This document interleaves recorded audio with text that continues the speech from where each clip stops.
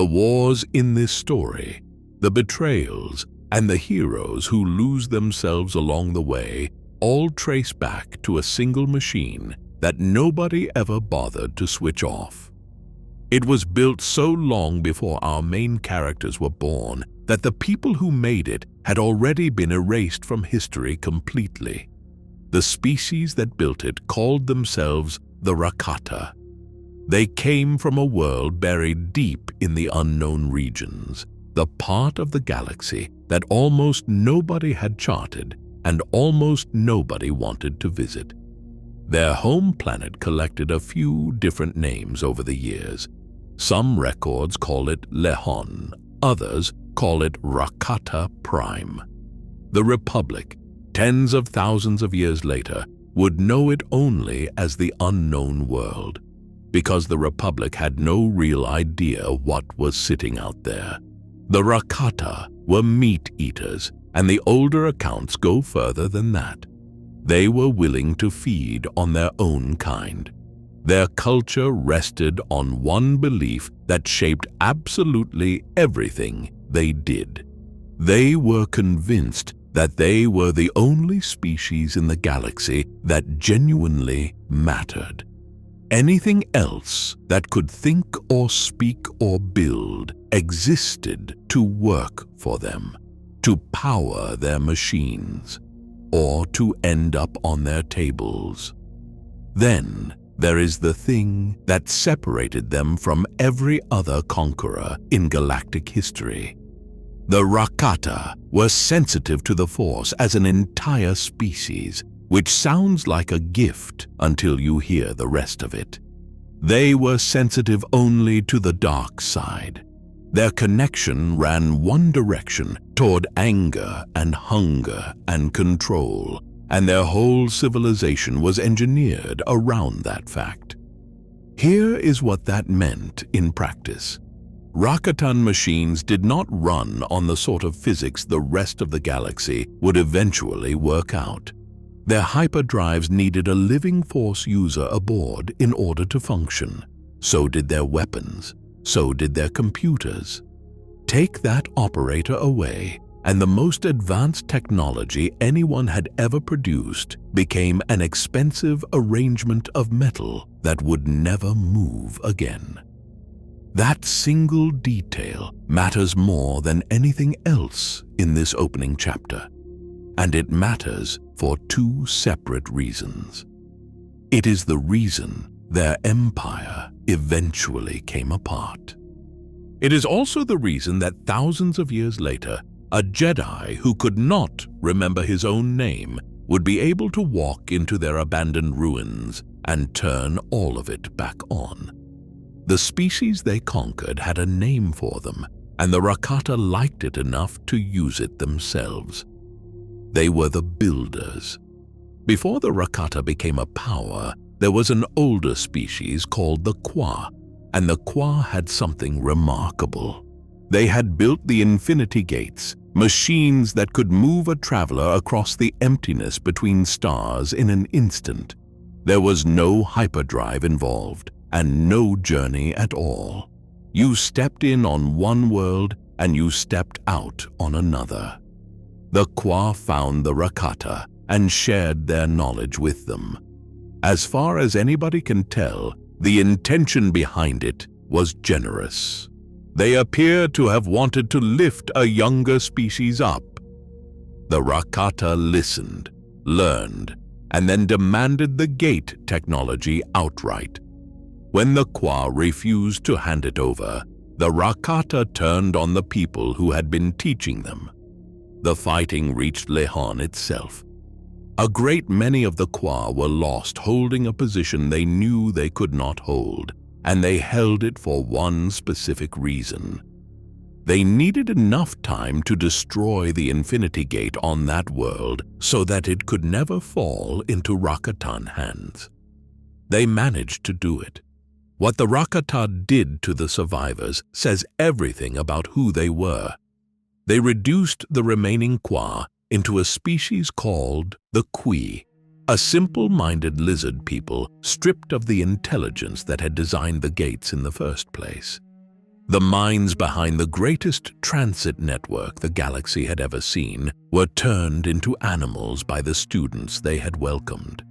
That is the founding pattern of the Infinite Empire. Take the technology, then remove the people who made it. It is worth holding on to, because a version of that same idea comes back around at the very end of this story. Someone goes looking for a power, takes it, and becomes the thing they went looking for. Denied the Infinity Gates, the Rakata built something of their own, and what they built has no real equal anywhere else in galactic history. They called it the Star Forge. It was an enormous automated shipyard, and they placed it in orbit around a star named Abo in the Lehon system. The records date its construction to roughly 30,000 years before the Battle of Yavin, which puts it about 5,000 years before anyone got around to founding the Galactic Republic. The Star Forge worked by pulling raw energy and matter straight out of the star it circled. It took what it needed and turned that into finished warships, droids, weapons, and war material of every description. As long as the star kept burning, the station could keep producing, and there was no meaningful limit on how much it could turn out. It was built with forced labor gathered from across the conquered worlds of the Empire. The list of source worlds includes Belsavis, Corellia, Coruscant, Dantooine, Drol, Duro, Kashyyyk, Manan, Salonia, Slaheron, Malastar, and Tatooine. If some of those names sound familiar, that is the point, and it comes back later. The Star Forge did not run on starlight alone, and this is where it stops being a factory and becomes something much harder to explain. It ran on the dark side. It took in the aggression and the fear and the hatred of whoever was operating it, made all of that stronger, and then poured it straight back into them. The people running the machine got angrier. The machine got more powerful. The cycle fed itself and kept going. Rakatan engineers had handed the station near limitless access to energy on the confident assumption that they would be able to control whatever they had made. They could not control it. The old accounts describe it as a partly living thing that gorged itself on dark side energy and steadily corrupted the very people who had designed it. It hungered, and what it fed on was the darkness that sits inside all of us. There is one more thing worth noticing about their engineering, because it becomes a kind of signature. Rakatan war machines followed a repeating design, a rounded core held suspended between wings or pylons or reaching limbs. You see that shape in their fighters. You see it in their capital ships. You see it in the Star Forge itself, scaled up to something enormous. By roughly 35,000 years before Yavin, the Infinite Empire had spread across the unknown regions and pushed out into the Outer Rim.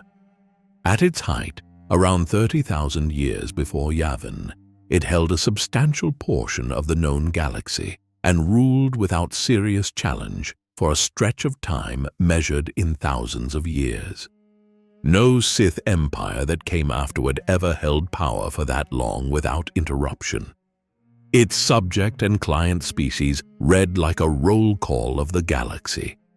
Humans were among them, and so were the Selkath, the Duros, the Hutts, the Nikto, the Alina, and the Wookiees, along with a great many others. The crimes recorded against the Empire were constant aggressive war and slavery on an industrial scale, along with the casual destruction of worlds that already belonged to it. Tatooine is the example everyone points to. That desert planet was not always a desert. In these records, it was a living world once, and what turned it into an ocean of sand was Rakatan bombardment from orbit. The extraordinary part is that somebody remembered. The Sand People kept the account alive in their spoken history across an enormous stretch of time, which means that a traveler who earns their trust gets a version of galactic history that no Republic archive anywhere contains. Kashyyyk carries their fingerprints too, though in the opposite direction. That jungle world and everything growing on it was Rakatan terraforming work, engineered around 30,000 years before Yavin, with a computer buried beneath the forest floor to keep the whole system running. The pattern repeats almost everywhere you look, from the ocean covering Manayan and the healing fluid it supplies, to the grasslands of Dantooine, to the tomb world of Korriban. That is the quiet joke sitting underneath the whole of this story. Our heroes spend their adventure touring the ruins of an empire that nobody alive remembers existed. The Rakata left something else behind on the worlds they took, and these are the objects that eventually drag all of this ancient history into the present day. They were called star maps. The Empire seeded them across conquered planets as permanent monuments to how far its reach extended. They were built to sustain themselves and to repair themselves, which is exactly why they were still working long after everything else had fallen apart. Each map held a fragment of the navigation data that pointed back toward Lihon and the Starforge. No single map was ever enough on its own. Put the fragments together, though, and you had coordinates. Like the rest of Rakatan technology, the maps were partly aware and needed a force-sensitive touch before they would open. Anybody else standing in front of one would watch nothing happen at all. The confirmed map locations are Dantooine, Tatooine, Kashyyyk, Manaan, and Korriban. The Korriban map is the strangest of the group because it was hidden inside the tomb of Naga Sadow and protected by the tomb's own defenses. Rakatan machinery and Sith burial architecture ended up layered on the same site, thousands of years apart, and the maps regenerate. That is a detail which is easy to skip straight past, and it happens to be the hinge that the entire plot swings on. 25,000 years after the empire that placed them had ceased to exist, those maps were still working and still waiting to be opened by the right hands. So, how does an empire that size disappear so completely that nobody even tells stories about it anymore? No rival power brought the infinite empire down. What brought it down was the same technology that had made it unbeatable in the first place. A plague moved through the Rakata species. Where it came from depends on which source you follow, and the accounts do not agree with each other. What the accounts do agree on is the effect, and the effect was catastrophic. The plague severed the connection between the Rakata and the Force. Think about what that does to a civilization whose hyperdrives, weapons, and computers all needed a Force user in order to work. They did not lose one system or one fleet. They lost the entire technological base at the same moment. Their hyperdrives went quiet. Their weapons went quiet. The Starforge went dark to them, sitting up there in orbit, still functioning perfectly and completely beyond their reach. With the fleets grounded, the subject species rose up across hundreds of worlds at the same time. The infinite empire came apart inside a single generation. The survivors on Lehon turned on each other. A civil war ran through what was left of them, and after the civil war came a long slide into barbarism. They forgot how to operate the machinery their own ancestors had built. The builders stopped being able to build anything at all. By roughly 25,200 years before Yavin, the infinite empire had effectively ceased to exist as a power in the galaxy. Then something stranger happened. The Empire did not survive in the record as a legend or even as a rumor whispered in old texts. By the era of the Old Republic, it was absent from history altogether. Not everything was lost, though, and this next part quietly reshaped the entire galaxy. Other species salvaged pieces of Rakatan technology and worked backward until they understood how it functioned. The most important example by a wide margin is the hyperdrive. The ability of everyone in the galaxy to travel between stars traces back, in the end, to technology built by an empire that ran on forced labor. Which brings us to the state of things in the year our story actually begins.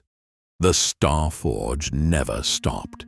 It stayed in orbit around Abo, intact and fully operational for roughly 25,000 years. It remained automated, and it remained hungry. Down on Lehon, what was left of the Rakata had split into separate groups. One faction, known as the Black Rakata, had slid all the way down into savagery under a leader called One Eye. The other group called themselves the Elders, and they had held on to their language and their social structure, along with a working account of their own history. The Elders guarded the Temple of the Ancients, which is the site that controls access to the Star Forge, and they decided for themselves who would be allowed to pass through it. Here is the detail that makes the ending of this story possible at all. Over those long millennia, a handful of Rakata slowly regained their sensitivity to the Force. That is how the Elders were still able to test and judge the Force users who eventually came ashore on their beaches. And after 25,000 years of sitting with the question, the Elders had reached a conclusion about the greatest achievement their ancestors ever managed. They wanted the Star Forge destroyed. They had worked out with a clarity nobody else in the galaxy had access to that the thing their people had been proudest of was the same thing that had ruined them. Everything that comes next follows from that station in orbit around Abo. The wars that come, the heroes who fall, the order that comes very close to being wiped out entirely, all of it goes back to one uncomfortable fact. Nobody ever switched it off.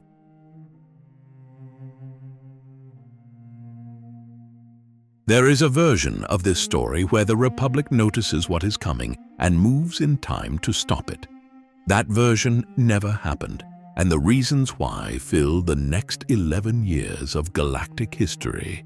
Start with the wreckage. The Great Sith War, the conflict driven by Exar Kun and Ulic Qel-Droma, had finished roughly 2 decades before our story picks up. In the year 3996, before the Battle of Yavin. The Republic came through it. Coming through something is a long way from recovering from it. What followed was called the Restoration Period. Worlds began putting themselves back together. Shipyards reopened across the core. Governments that had fallen apart slowly stood themselves up again. And the Jedi Order, badly scarred after watching its own people turn to the dark side in numbers nobody had believed possible, became careful. The Order turned its attention inward. It stopped taking chances with its own people. The Outer Rim got almost nothing out of that restoration. The fringe worlds that Exar Kun's campaigns had wrecked were left thinly defended and, in a great many cases, with no working government at all. They were part of the galaxy on paper. In practice, they were alone. That distinction sounds like a technicality until somebody with an army decides to test it. Now for the other side of the board.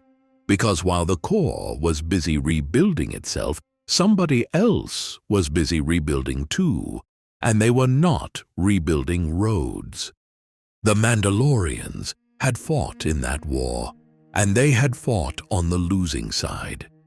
They served alongside the Sith under Mandalore the Indomitable, who was lost at the Kron Cluster supernova. Defeat did something to their culture that defeat had never done before. The defeat humiliated them in a way nothing else had. It broke them into pieces. The warrior tradition that told them who they were had been beaten in front of the entire galaxy. The man who took up the title next called himself Mandalore the Ultimate. He was one of the last of the Tong, the original Mandalorian species, and the Tong were running out of time as a people. Their numbers were falling, and nothing was turning that around. He was leading a people who could see the end of themselves coming, and he knew it better than any of them. Some knew him as the Great Shadow Father. His stated purpose was fairly plain.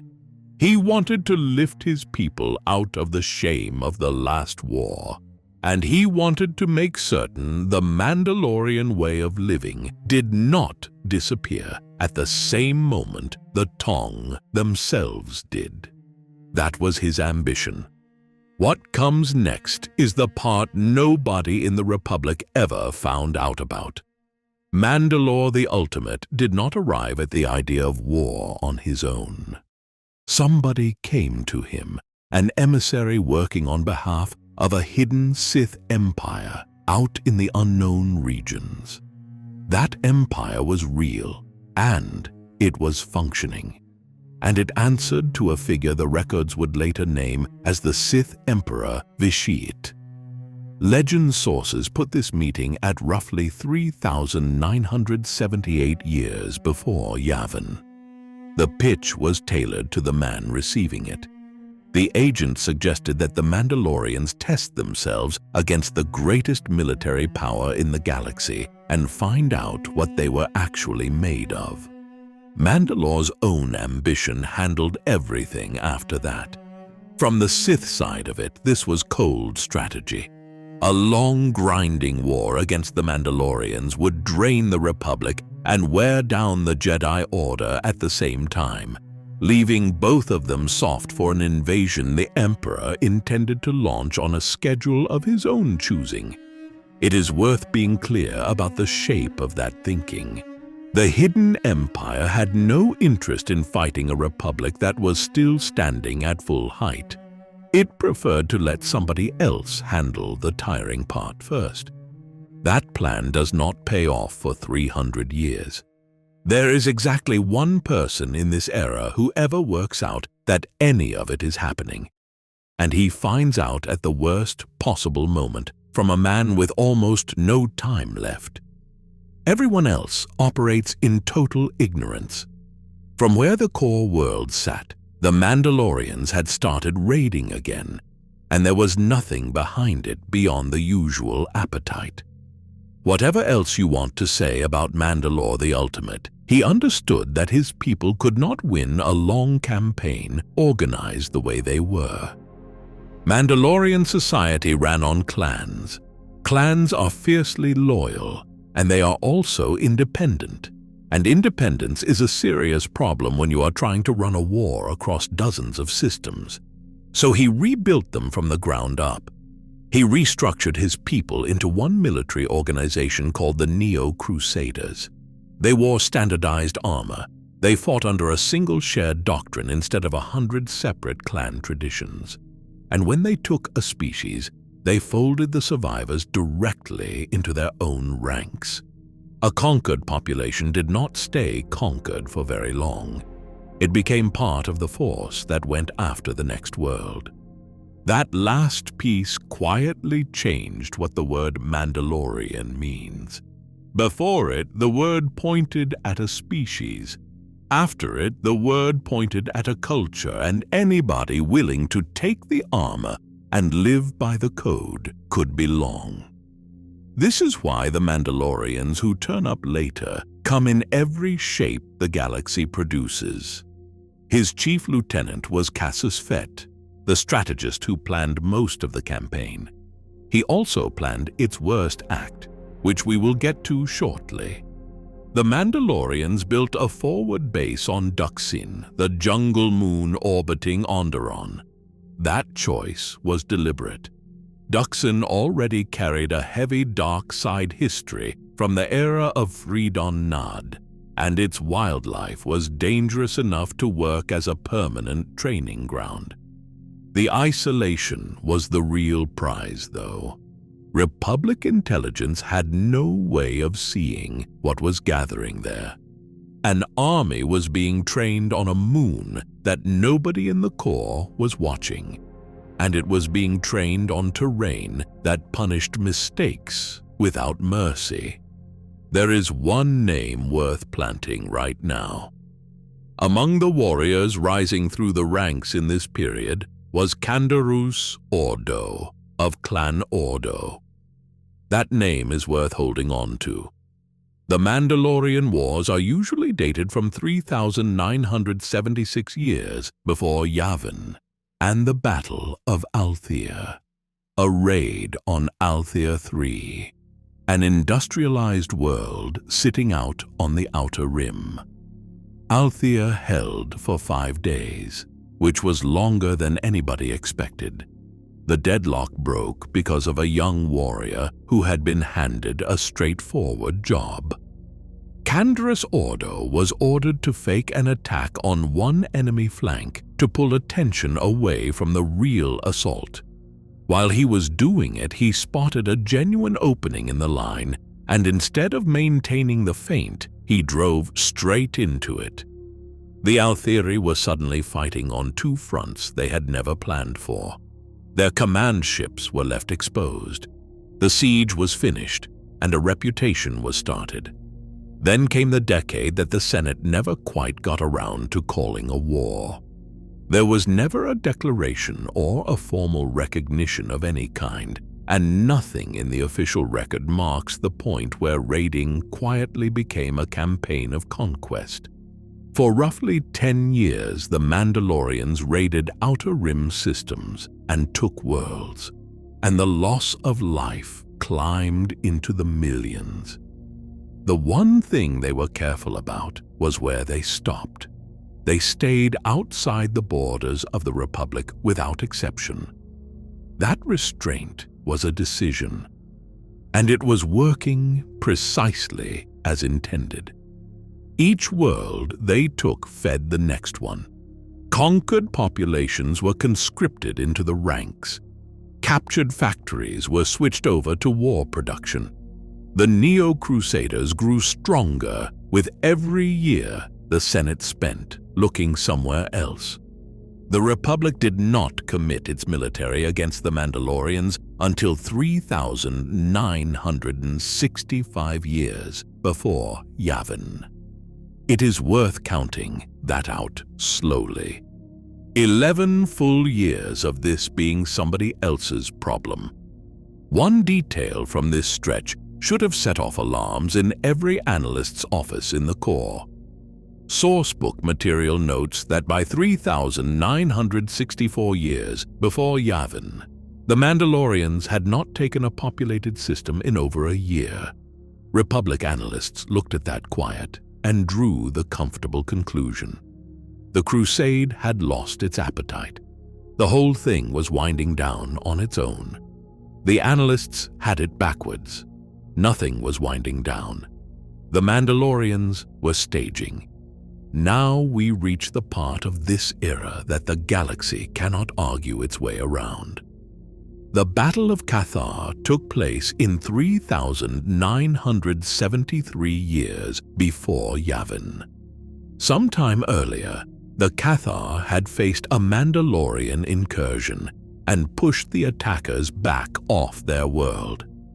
For most militaries, that would be a defeat to absorb and move past. Mandalorian culture did not process it that way at all. In their terms, it registered as an insult, and an insult demands an answer. Casus Fett led the return, and what he led went far past conquest. What happened on KOTOR was the deliberate erasure of a people. more than 90% of the KOTOR species was lost. The world was left effectively empty, and the small number who made it off scattered across the galaxy with nowhere in particular to go. An entire people became a scattering of refugees inside a matter of weeks. The Republic did not respond. KOTOR sat outside its borders, and no formal appeal reached the Senate floor early enough to make any difference. A world can be erased from the galaxy, while the correct forms are still working their way through a committee, and that is more or less what happened here. This single event is what eventually breaks the Jedi Council's paralysis. That does not happen quickly.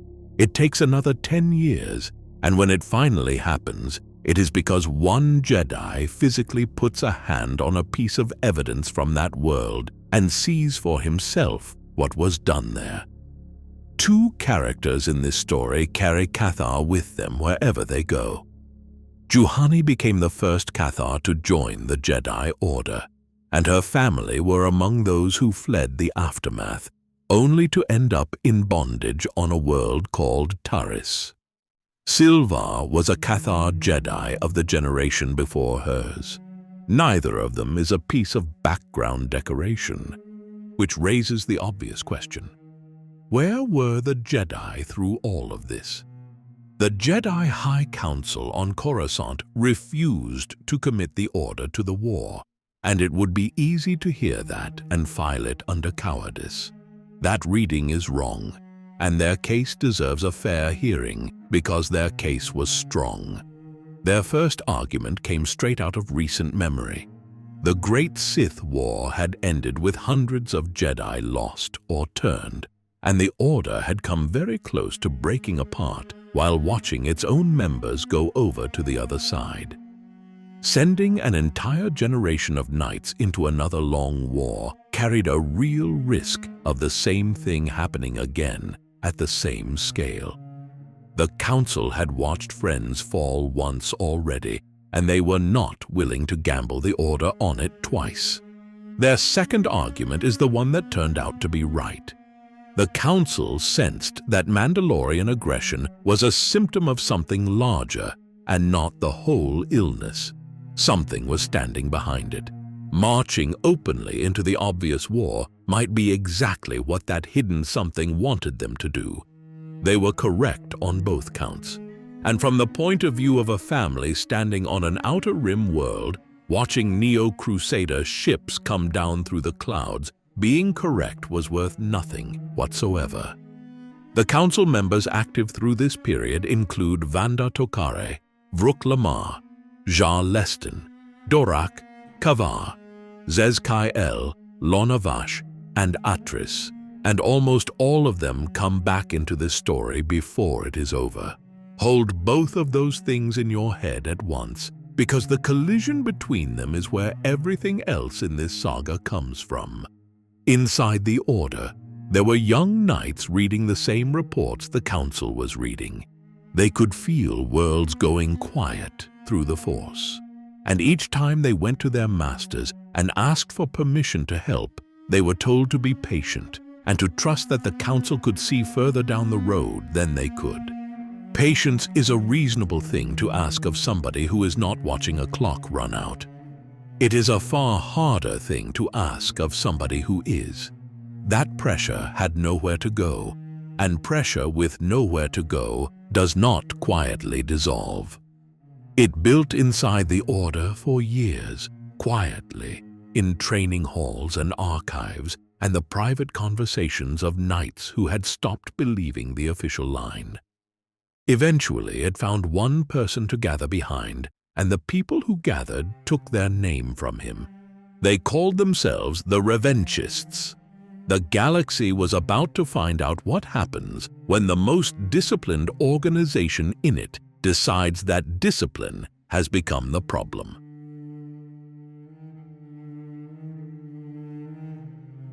A Padawan on Trayus was running late for the most important appointment of his life, and being late is the only reason he was still standing by the end of that day. Everything the Republic suffers over the following year grows out of those few wasted minutes. This part of the story was told across a 50-issue comic run instead of in the games, which is why plenty of people who know Knights of the Old Republic inside out have never heard it. It answers a question the games leave hanging, which is why the Mandalorians picked the exact moment they picked to come over the border. To follow it, go back to the years right after the Great Sith War. A respected Jedi consular named Crinda Dry founded a secret organization inside the Jedi Order. She called it the Jedi Covenant. Its stated purpose was to see the return of the Sith coming and stop it before it could begin at any cost. Those last 3 words are where the whole thing goes wrong. The Covenant was built around seers, Jedi who could see forward in time, and it organized them into groups known as watch circles. It also ran Jedi shadows, agents scrubbed out of the official records whose job was to track down Sith artifacts and lock them away. Crinda's husband, Barristan Dray, had been lost in the Great Sith War. Their son Lucien was raised largely by a family retainer named Hazan, a failed Jedi apprentice who had trained under Arca Jeth alongside Barristan.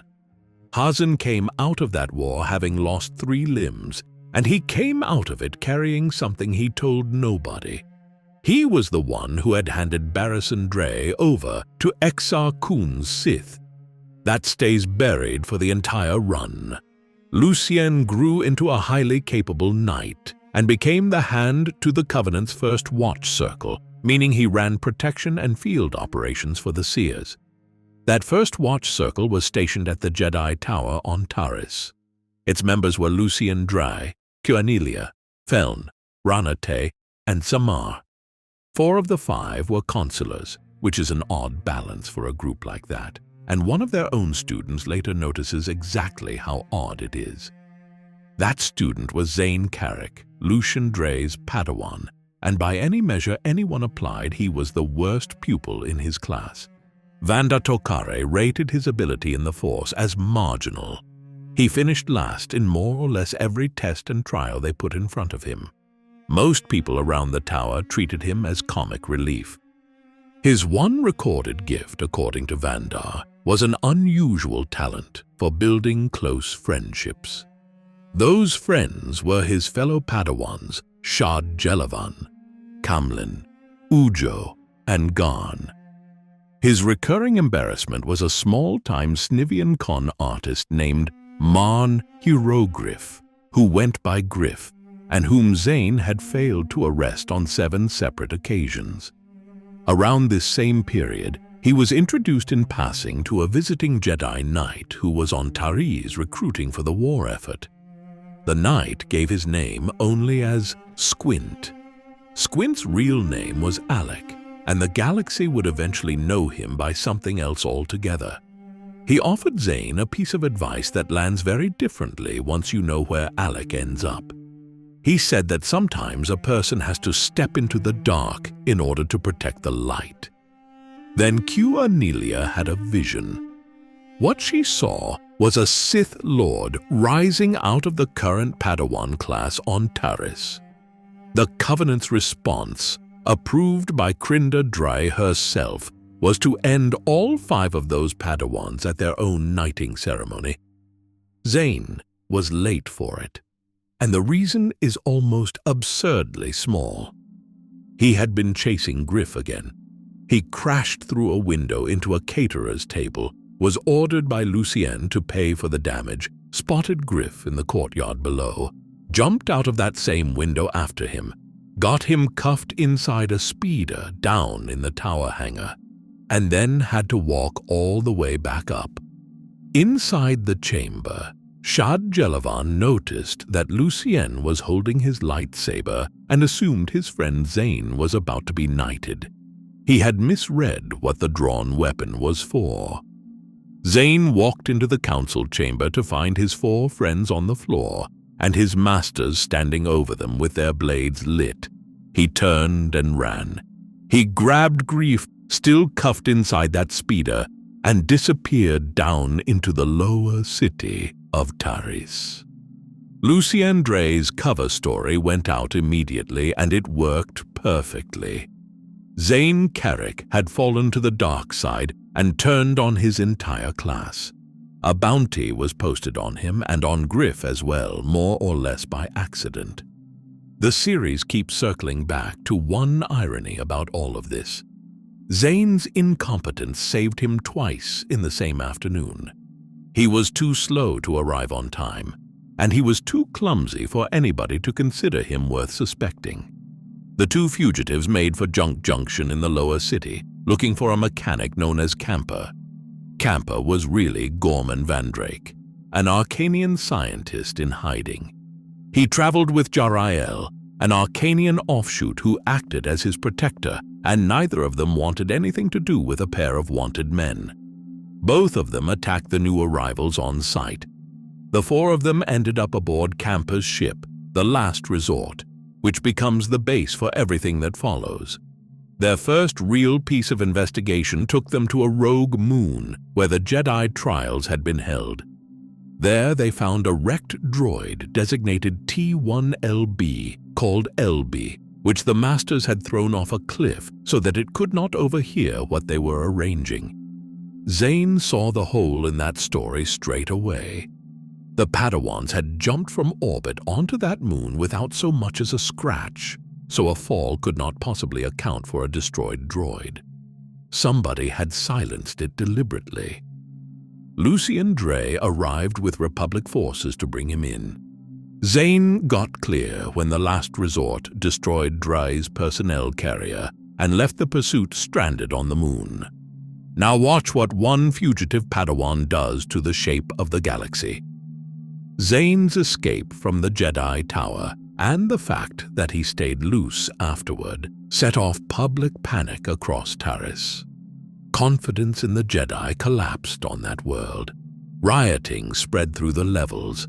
In the aftermath, the Jedi were pulled off Taris entirely. Mandalore the Ultimate had been waiting for an opening, and he read that withdrawal as his signal. He took Vanquo as the year 3964 before Yavin came to a close. In 3963, the Mandalorians broke through Republic lines and began the siege of Taris, then pushed into Republic space through 3 separate corridors at once. Striking out from Dxun, they took Onderon quickly.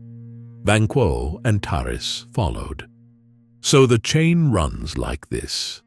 5 students at a ceremony, then a collapse of public confidence, then a Jedi withdrawal, then the precise moment Mandalore chose to cross into Republic space. The Mandalorian victory at Surja produced something the war had not produced before, which was Jedi prisoners. They were taken to a converted stellar research station called Flashpoint, and Flashpoint was the laboratory of a Mandalorian scientist known as Damagol. He was running experiments on Force-sensitive captives, trying to isolate the biological source of the Force itself. Jarael was captured and taken there.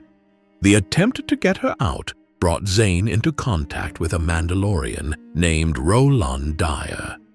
Rolan was called Rolan the Questioner. He had deserted his own side repeatedly, and he had done it because he wanted an answer to one thing. He wanted to know why Mandalore had started this war at all. He is one of the most interesting figures in the entire run. It was Rolan who explained the timing to Zane. The Mandalorians moved when they moved because of what had happened to those Padawans. The rescue attempt succeeded. Damagol looked to be in custody, but he had already swapped identities with Roland Dyer and walked out wearing Roland's armor, leaving the real Roland to be taken prisoner in his place. Damagol's true name was Antos Wirik, and what comes with that name is worse than the swap itself. Wirik had been Yarael's childhood mentor inside an organization called the Crucible, which bought and sold people. He was also the father of the Crucible's enforcer, Shantique, a daughter he had handed into bondage himself because he had judged her a failure. Alec interrogated the man he believed to be Demagol, and he was harsh about it. Rolan absorbed the beating and put a question to him that hangs over this entire era, about who exactly is going to protect the Republic from the people currently protecting it. In 3963, one of those 3 invasion corridors reached Seroko.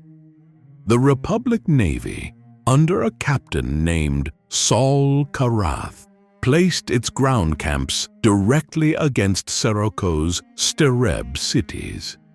The gamble was that the Mandalorians would hold their fire near population centers they intended to loot.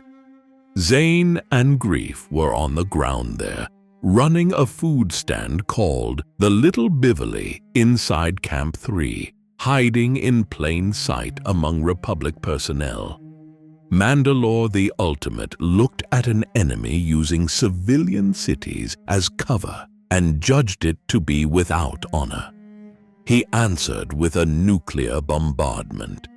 27 Stereb cities were hit. Only 8 ships got clear of it. The Little Bivoli was not one of them.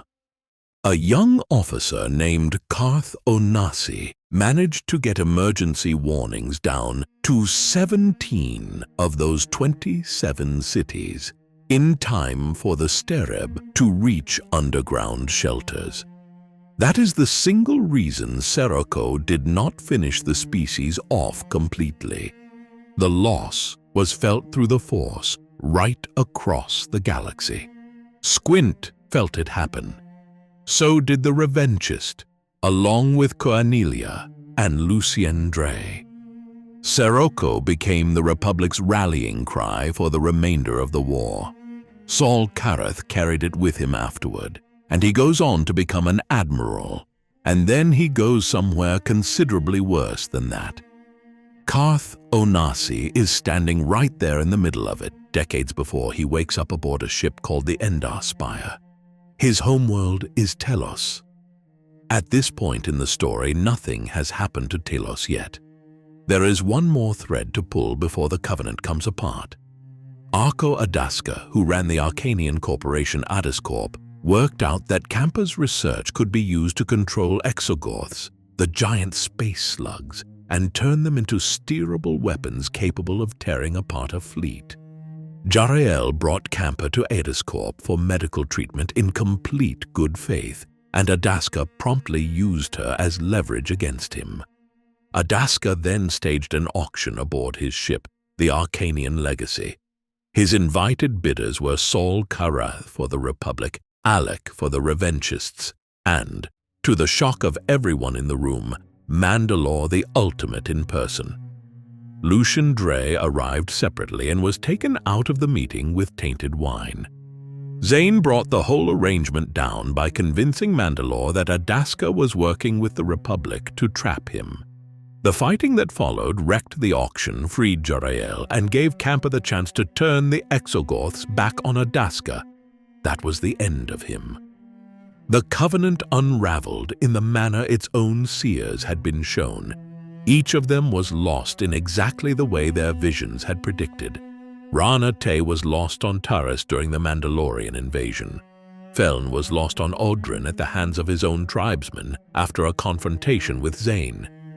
Master Zamar eventually broke and confessed the Covenant's activities to the Jedi High Council, which finally cleared Zane's name. His one condition was immunity for Krinda Dre. The Council organized a raid on the Dry estate on Coruscant. Zane went in first, disguised as a dark Jedi with a replica of the Moor talisman concealing his lightsaber, providing cover for Zamar to get Krinda out. Hazen saw through the deception. Then he made his own move and transmitted a single command word, Vindication, to every Jedi in the Order who was aligned with the Covenant. Hazen had never been interested in protecting anybody. What he wanted was to fuse the Jedi and the Sith traditions into one army answering to him, recruiting the Jedi half through the Covenant and manufacturing the Sith half by turning Lucian. His motive was personal to the point of being petty. All of it existed to ruin the memory of Barriss Dre, the friend he had handed over to Exar Kun. Krinda Dre was gone in her son's arms as Hazen revealed who he had been the whole time. Hazen offered Lucian a Sith lightsaber and invited him to take his revenge. Zane, pretending to fall to the dark side, got close enough to strip Hazen of the gauntlet of Kresh the Younger, the artifact he had been using to command an orbital fleet. Lucian used that gauntlet to call turbolaser fire down on Hazen and the estate around him. Hazen did not survive it. Lucian did, badly wounded, and afterward he disappeared from Jedi affairs entirely. Zamar and Cornelia were both lost in the insurrection. The High Council offered Zane Carrick a knighthood at the end of it. He turned it down and went into business with Griff. One last note, and it belongs in the theory column and not in the record. There is a popular reading among fans that Lucian Dre was on the road to becoming Darth Scion. No primary source confirms it, so it stays an argument and never becomes a fact. What matters for the road ahead is the mechanism underneath all of it. An organization built to prevent a Sith Lord took drastic action against 5 students, and that action opened the door for the Mandalorian invasion. The war coming through that door is the one that produces the Sith Lord nobody in that chamber ever saw arriving.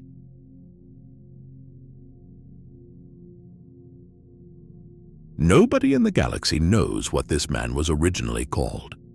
The name that ends up on every record in the Republic started out as a title, and he grew into it until there was nothing else left of him underneath.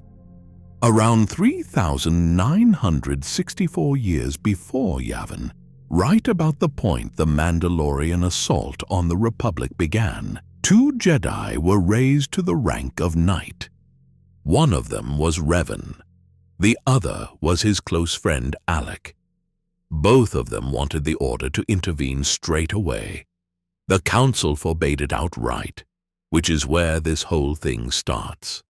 2 newly promoted knights were told that the answer was patience and that the Order had reasons they were not in a position to weigh properly. The reasons were real. The answer was still no. Revan did what the frustrated usually do not manage to do, which is organize. The movement he built inside the Jedi Order became known as the Revanchists, and before that word was ever a name, it was a job description. He was the Revanchist.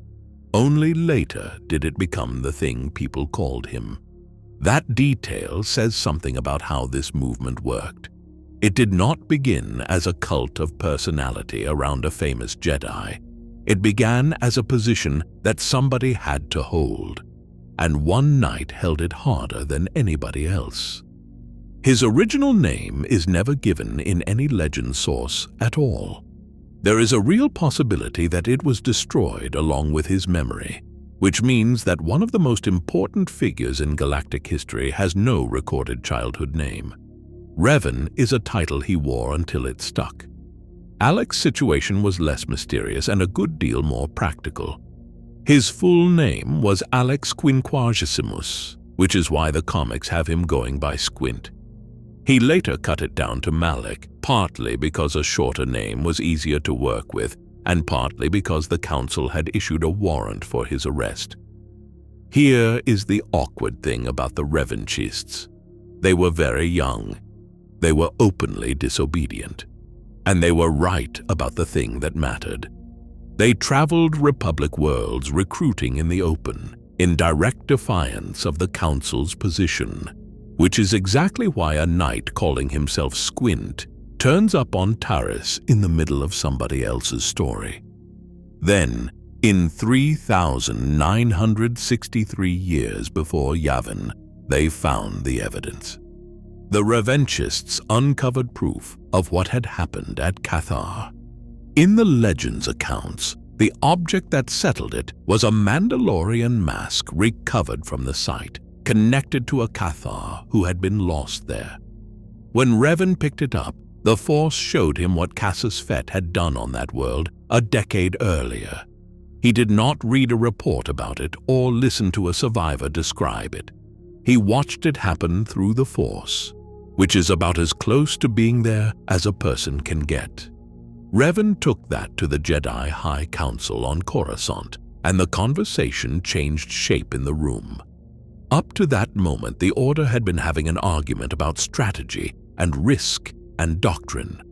Now they were having an argument about more than 90% of a species. The Council gave way. In 3963, they grudgingly approved the Revanchists going to war, and they were careful about how they worded it. This was an exception. This was not a change in what the Jedi Order believed. The distinction mattered a great deal to the Council, and almost nothing to anybody else. Because once several hundred Jedi are on warships, the paperwork behind them stops being the interesting part. That is the moment the Revanchist formally took the name Revan, and Alec formally took the name Malak. Several hundred Jedi went with them to the front, and a few of the people in that group matter enormously later on. One was a young knight named Meetra Surik, who would be commissioned as a general in the Republic military. Another was an ordinary soldier called Aten Rand, who becomes something considerably worse than an ordinary soldier before this is over. A third was a Zabrak technician named Bao Dur, whose engineering work eventually ends the entire war. While the Jedi were still arguing about whether to fight, the Mandalorians were doing something nobody in the Corps had planned for. They launched a Corps Ward campaign known as the Mandalorian Triumph, and it worked better than they had expected it to. Neo-Crusader forces broke into the Corps worlds and pushed as far as Duro. That is a Corps system, sitting comfortably inside the territory the Senate had spent decades treating as untouchable. For 11 years, this had been a problem happening to other people on the edge of the map. It had now arrived at an address the Senate recognized. Trayus took the worst of it in this period. The planet was an ecumenopolis, a world covered end to end in city, and it had become a critical trade hub during the Republic's expansion after the last big war. The Mandalorians besieged it and bombarded it. The upper levels came under fire, and the people living up there went downward, flooding into the lower city and the undercity beneath it. That single displacement is where the gang territory and the social collapse a traveler finds on Trayus 5 years from now actually comes from. The planet a certain amnesiac soldier crash lands on is a world still absorbing what was done to it here. The gangs, the sealed levels, the people living in permanent darkness underneath everything, all of that has a start date. And the start date is this bombardment. By this point, the Republic's military position was close to failing altogether. 3 separate invasion corridors had pulled its defenses so thin that reinforcing any one front meant breaking another one. There was no version of that arithmetic that ended well, which brings the war to Duro in 3,962 years before Yavin. The Battle of Duro was Revan's first major intervention, and it turned the entire conflict around. He and Malak arrived with a fleet built around Interdictor-class cruisers. Those ships generate artificial mass shadows, which is a technical way of saying they can reach into hyperspace, pull vessels out of it, and then stop them from jumping away again. Understand what that does to the Mandalorians specifically. Their entire doctrine ran on mobility. They would arrive somewhere fast, hit hard, and be gone before the Republic could gather enough force in one place to answer. Interdictors took that option off the table completely. Suddenly, the Neo-Crusaders had to stand and finish fights they had planned to leave in the middle of. An army built to choose its own engagements found itself in engagements chosen by somebody else. And the advantage it had carried for over a decade evaporated inside a single battle. For the first time since the invasion started, the Mandalorian advance stopped moving. Revan's second advantage is harder to measure and probably mattered just as much. He understood how Mandalorians thought. He knew what they would consider honorable and what they would consider an insult. He knew what kind of bait they could not walk past, and he built his campaigns specifically around that knowledge. Republic commanders had spent years reacting to whatever the Mandalorians decided to do next. Revan started setting the pace himself and made them react to him. Supreme Chancellor Tol Kressa appointed him Supreme Commander of the Republic military in 3,962 years before Yavin. Sit with the shape of that for a second. Total operational authority over the armed forces of the Galactic Republic was handed to a Jedi Knight, whose entire rise had come from ignoring the Jedi Council. Nobody in the Senate and nobody in the Order appears to have treated that as a warning sign worth writing down. The Republic was too far into the war to be picky about who was saving it, and a man who wins battles gets a very long leash. Malak served as his principal general. Meetra Surik became one of his most trusted field commanders. Through 3,961 Revan worked methodically through occupied territory and took it back. The siege of Trayus was broken. Onderon and Dxun were both retaken in a campaign remembered for how savage it got. And Dxun is where the two sides hurt each other worst of all.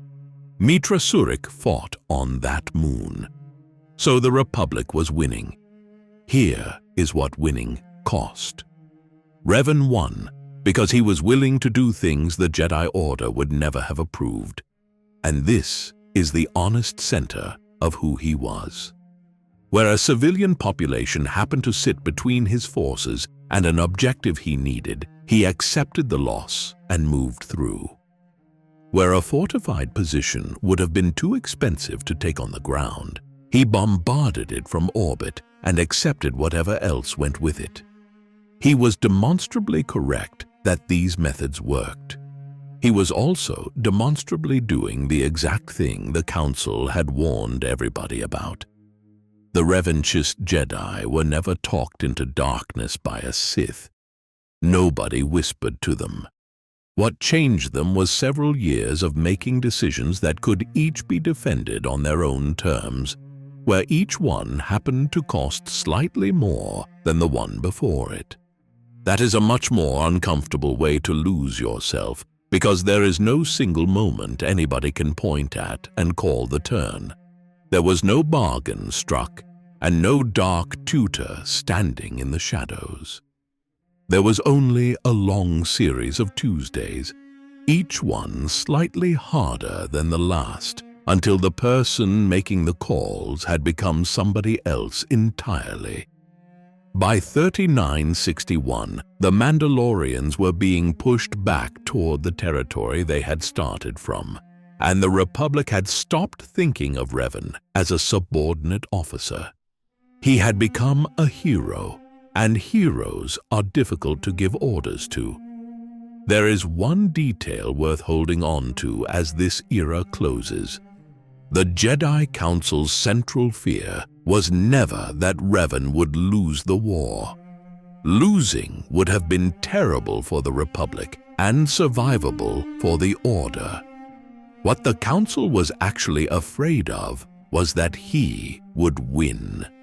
They suspected that whoever came back at the end of it would not be the young knight who had left, and that the galaxy would be so grateful for the victory that nobody would want to look closely at what had replaced him. They were right about that, and being right did them no good whatsoever. The war was going to be won, and the winning was going to cost the galaxy something it had not agreed to pay.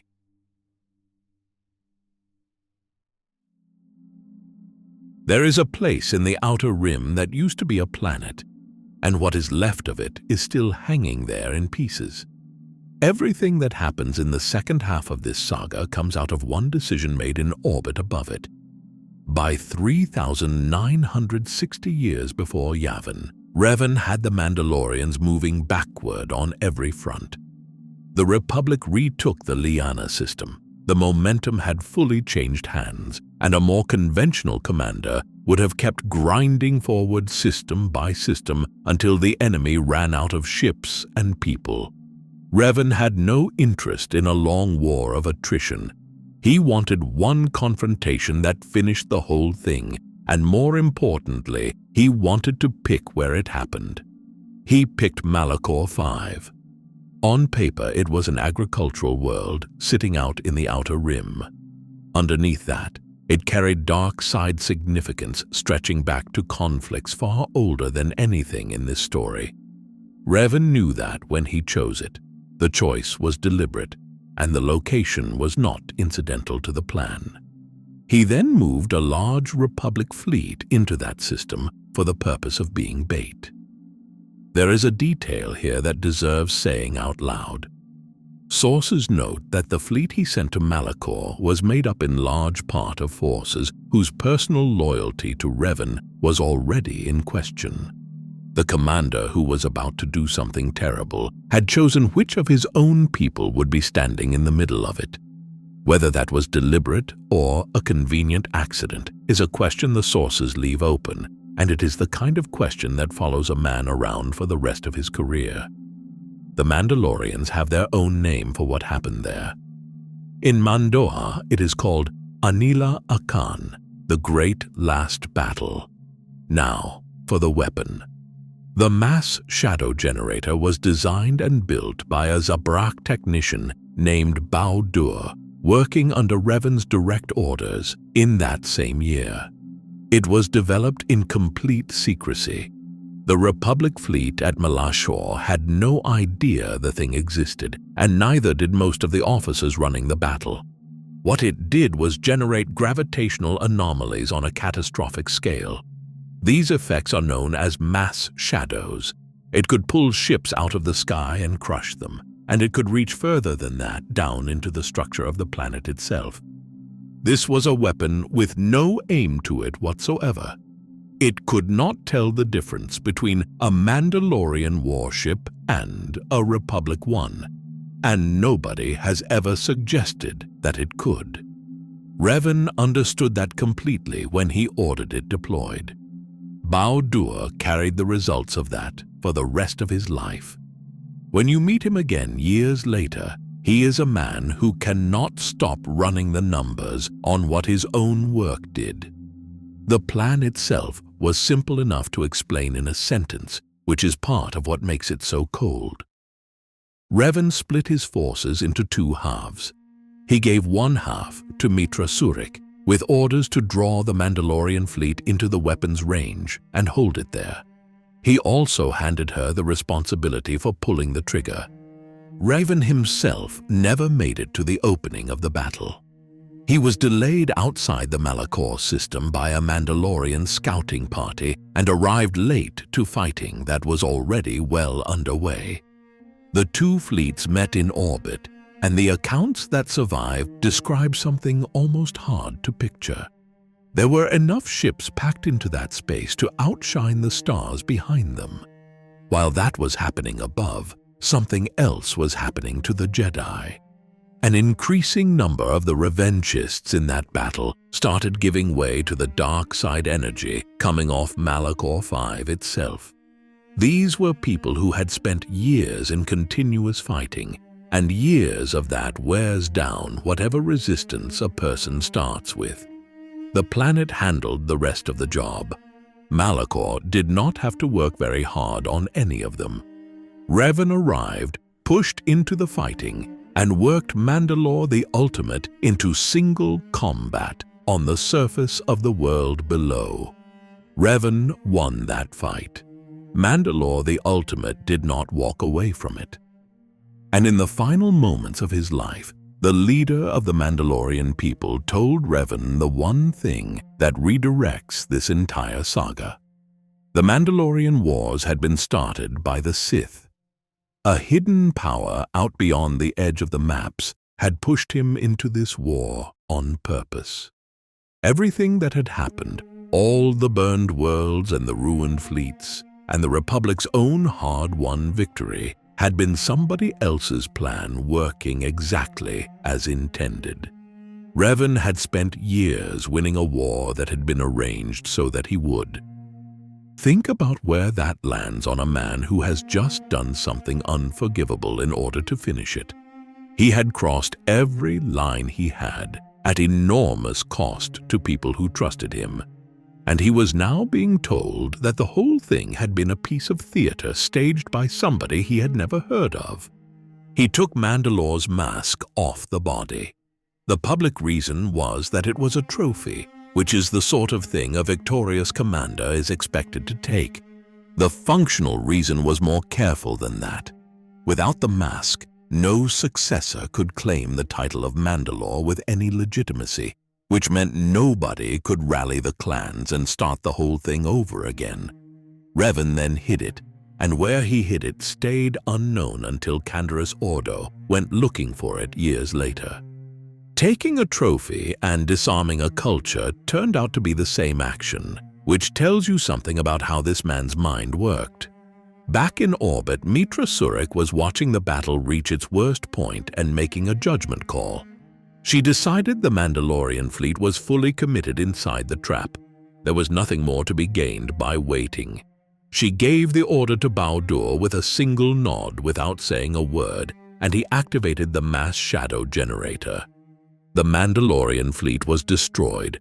So was a large proportion of the Republic forces in the system, along with a significant number of Jedi. Among those lost was a Jedi named Aaron K., and her identity becomes important a long way down the line. Malak 5 itself came apart. It stopped being a planet in any normal sense and became a loose scattering of planetoids, held roughly together by the same gravitational forces the weapon had created. What was left of the surface turned into a field of wreckage from both fleets, swept by storms driven up out of the broken structure of the world. Those storms were violent enough to drag ships down out of orbit years afterward. Malak 5 became what Legends calls a wound in the Force. So much life ended in one place at one moment that the Force itself was damaged there, and it never healed. Wounds like that are rare enough that most Jedi go their entire lives without encountering one. Malak did not fade with time either. It stayed open, and anybody sensitive enough to feel it could feel it from a very long way off. Which brings us to what all of this did to one person. Meetra Surik had formed force bonds with the soldiers serving under her command. That was her gift, and in a war it was a genuine asset, because a commander who is bonded to her people understands them in a way no report can give her. When the mass shadow generator fired, she felt all of it at once. Every bond she had, every person on the other end of it, arriving in the same instant. The Force was never taken away from her. She cut it away from herself deliberately because the alternative was being destroyed by what she was feeling. Legends sources are consistent on this point. It was her own act. That is the thing that defines her from here on. She is a Jedi who performed surgery on her own connection to the living universe in order to keep breathing. And the scar it left behind has the same shape as Malachor 5. She went back to the Jedi Council afterward to answer for what she had done. The Council exiled her. She spent roughly the next 10 years wandering the Outer Rim as an ordinary person with no order, no rank, and no connection to the thing that had defined her whole life. Here is what makes her exile so complicated. She is the only Jedi who followed Revan to that war and then came back to stand in front of the Council and account for it. The others were lost at Malachor, or they followed Revan onward into the unknown regions, or they fell. Her return is her defense and her accusation at the same time, and the Council never really worked out how to hold both of those. The Mandalorian Wars ended in 3,960 years before Yavin. With their leader gone and their fleet destroyed, the surviving Mandalorians surrendered. Revan forced them to disarm completely. The clans scattered into mercenary work, into criminal enterprise, and into hiding, and the unified Neo-Crusader structure that Mandalore the Ultimate had spent decades building stopped existing altogether. A people who had rebuilt themselves specifically to avoid disappearing had ended up scattered further than they were when they started, which is where a warrior we met at the start of this era ends up. Canderous Ordo came out of that war as a veteran of a culture that no longer had a shape. That is precisely how you find him a few years later, working as muscle for a crime lord on Taris, because the galaxy had stopped offering him anything better to be. The Republic celebrated Revan as the man who had saved it.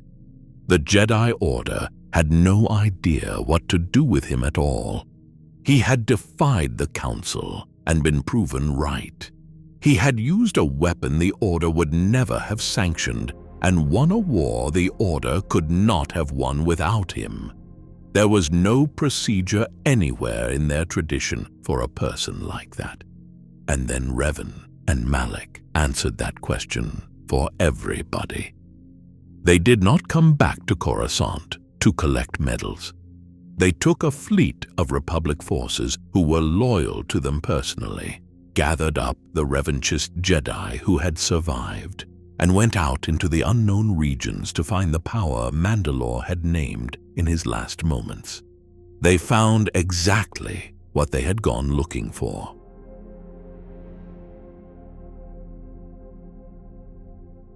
Two men went out past the edge of the map to find the power that had arranged the Mandalorian Wars, and they found it. What came back a few years later was wearing their faces and answering to different names. The stated mission was straightforward. Revan and Malak were going to locate the hidden Sith power standing behind Mandalore the Ultimate, and they were going to deal with it. They did not go alone. They took a fleet of Republic forces who were personally loyal to Revan, along with the Revanchist Jedi who had served under him for the length of the war. The trail led them to Dromund Kaas. Dromund Kaas was the capital world of a Sith empire that had been quietly rebuilding itself in the unknown regions for roughly 1,000 years. This was the empire ruled by the Sith Emperor Vitiate, and by the time Revan arrived, it had been growing out there in the dark for longer than most Republic institutions had existed. Vitiate had spent centuries perfecting one particular talent, and that talent was taking control of other Force users. He left them alive when he did it. That was the entire point of the technique. He would take hold of a mind and turn it toward the dark side, while leaving the person inside completely convinced that they were still making their own choices. Then he would send them back toward Republic space as an advance agent, working for him and believing every step of it was their own idea. Some tellings of this era keep the story simpler than that. In those versions, the two of them go out past the borders, find the Star Forge on their own, and the station does the rest of the work by itself. The fuller account puts Vitiate's hand on them first, and everything that follows makes more sense with him in it. Because Revan and Malak did break free of the Emperor's direct control not long after they left Dromund Kaas, which sounds like a victory. It was not much of one. The accounts are specific about what happened next. They shook off the leash and kept walking in exactly the direction it had been pointing. Whatever Vitiate had planted in them, they had started carrying it around as their own ambition, and neither man appears to have noticed the difference. Somewhere out in the unknown regions they located the Lehon system, and with it the Star Forge. Getting that far had taken real work. To find Lehon at all, they had gone gathering star maps across the galaxy, visiting Dantooine, Kashyyyk, Manaan, Tatooine, and Korriban, the last of those on at least 2 separate occasions.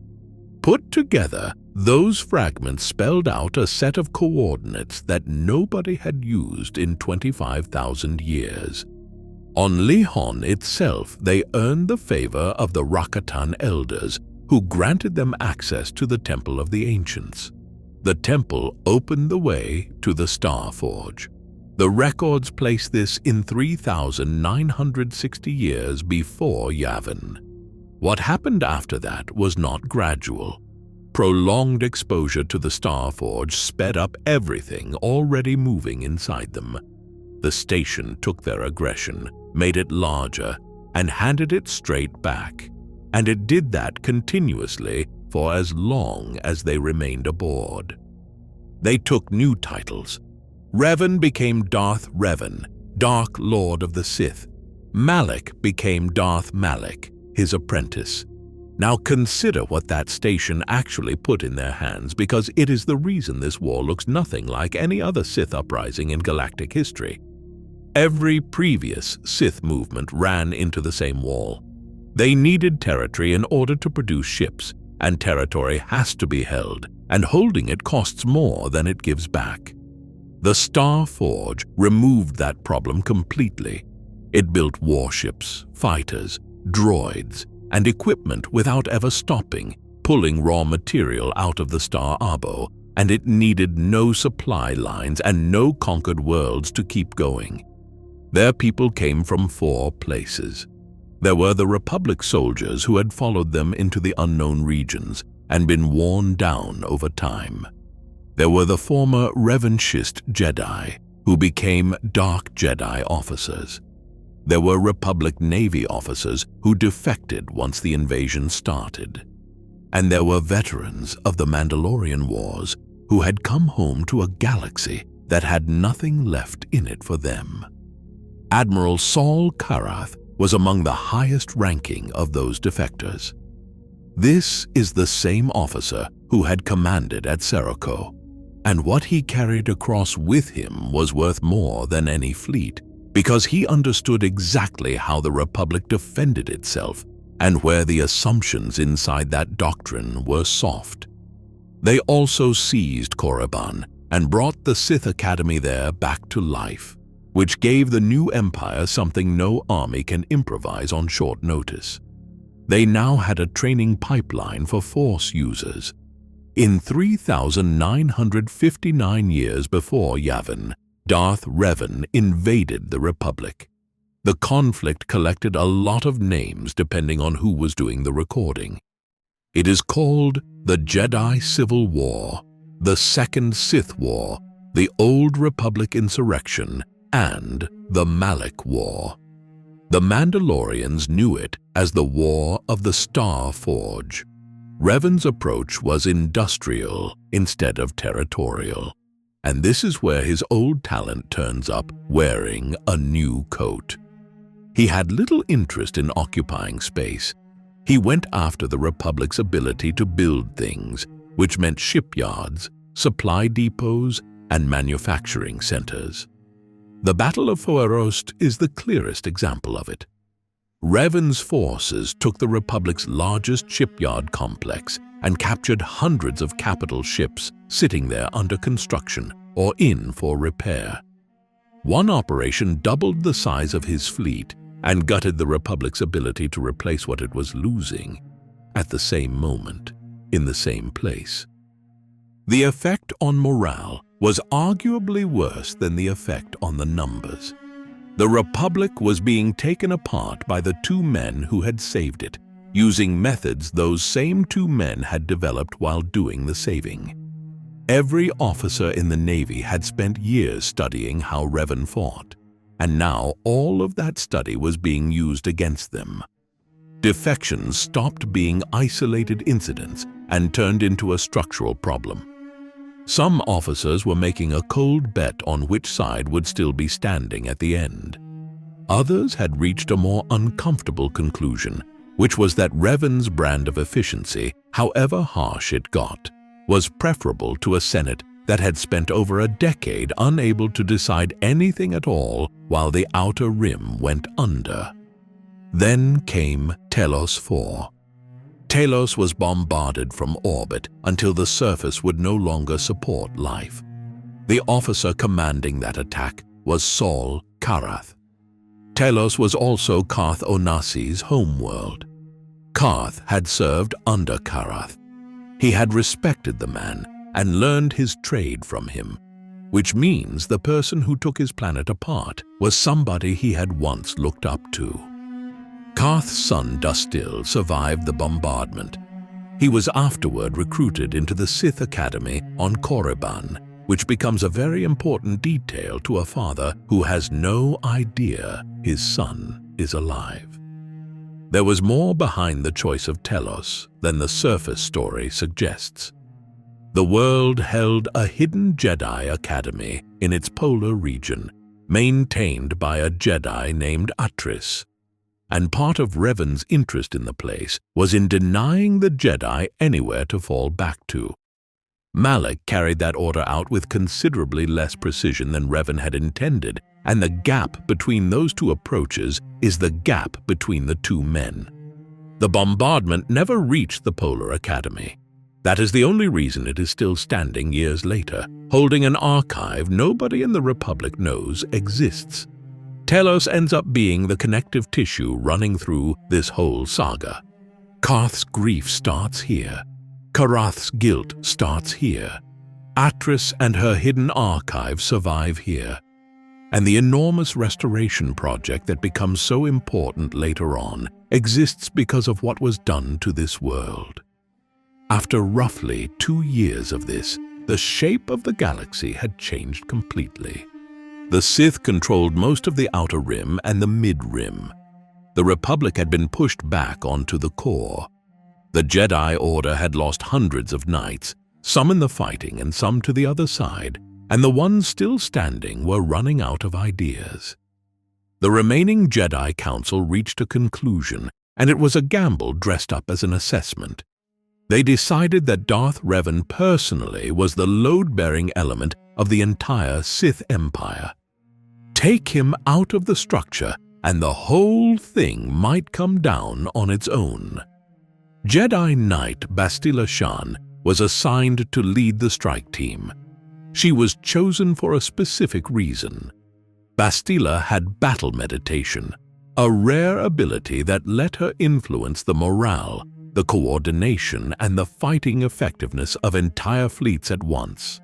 In a war being lost on numbers, one Jedi who could tilt an engagement without firing a shot was worth an enormous amount.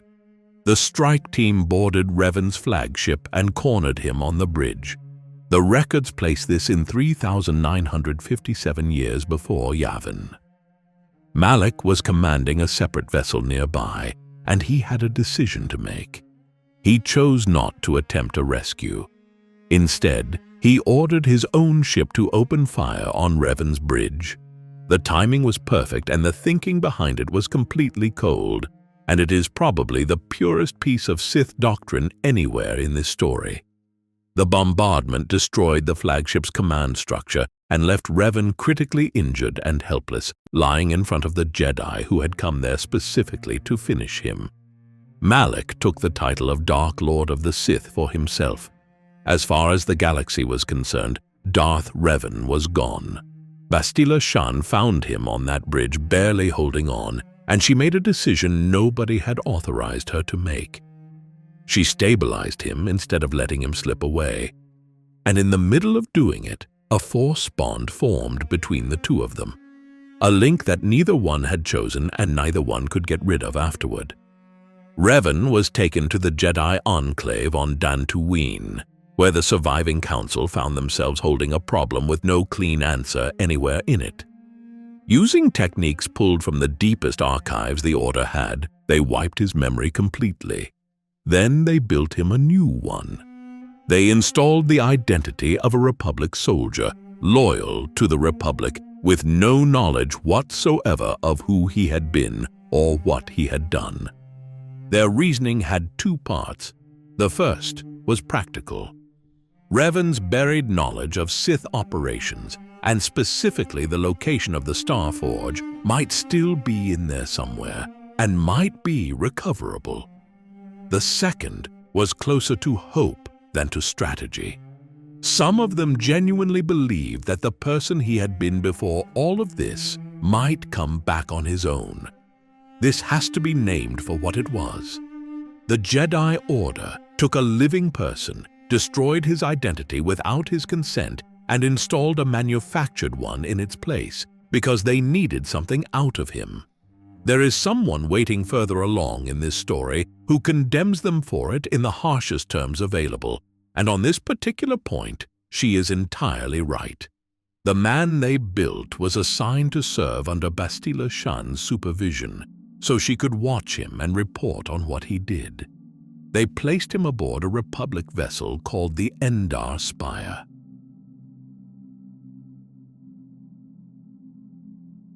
A man wakes up on a ship that is coming apart around him, and the first thing he learns is that he does not know his own name. Somebody else has to tell him what it is. That is where the story finally arrives at the person it has been circling this whole time, and he arrives with nothing.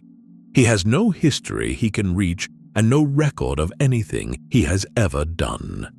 What he has is a face, a set of skills he cannot explain having, and a name that a stranger handed him about 30 seconds earlier. In 3,956 years before Yavin, a Republic vessel called the Endar Spire was deliberately positioned in orbit above Trayus. The placement was not accidental, and the mission was not what the crew had been told. The intention was to shake something loose in the fragmented memory of the soldier serving aboard her, and one memory in particular. The Council wanted the location of the Star Forge. A Sith fleet was waiting in ambush, and Malak was commanding it personally. The Endar Spire was boarded and destroyed. A Republic soldier named Trask Ulgo woke the sleeping man in his quarters, told him his name, and fought alongside him through the corridors toward the escape pods. When a dark Jedi cut them off, Trask went at him alone and sealed the door behind himself so the man he had just met could keep moving. Karth Onasi got out in the same pod. Bastila Shan escaped separately and came down somewhere in the lower city, which means it is worth understanding the world they all landed on. Trayus was an ecumenopolis, a planet buried under a single unbroken city from pole to pole.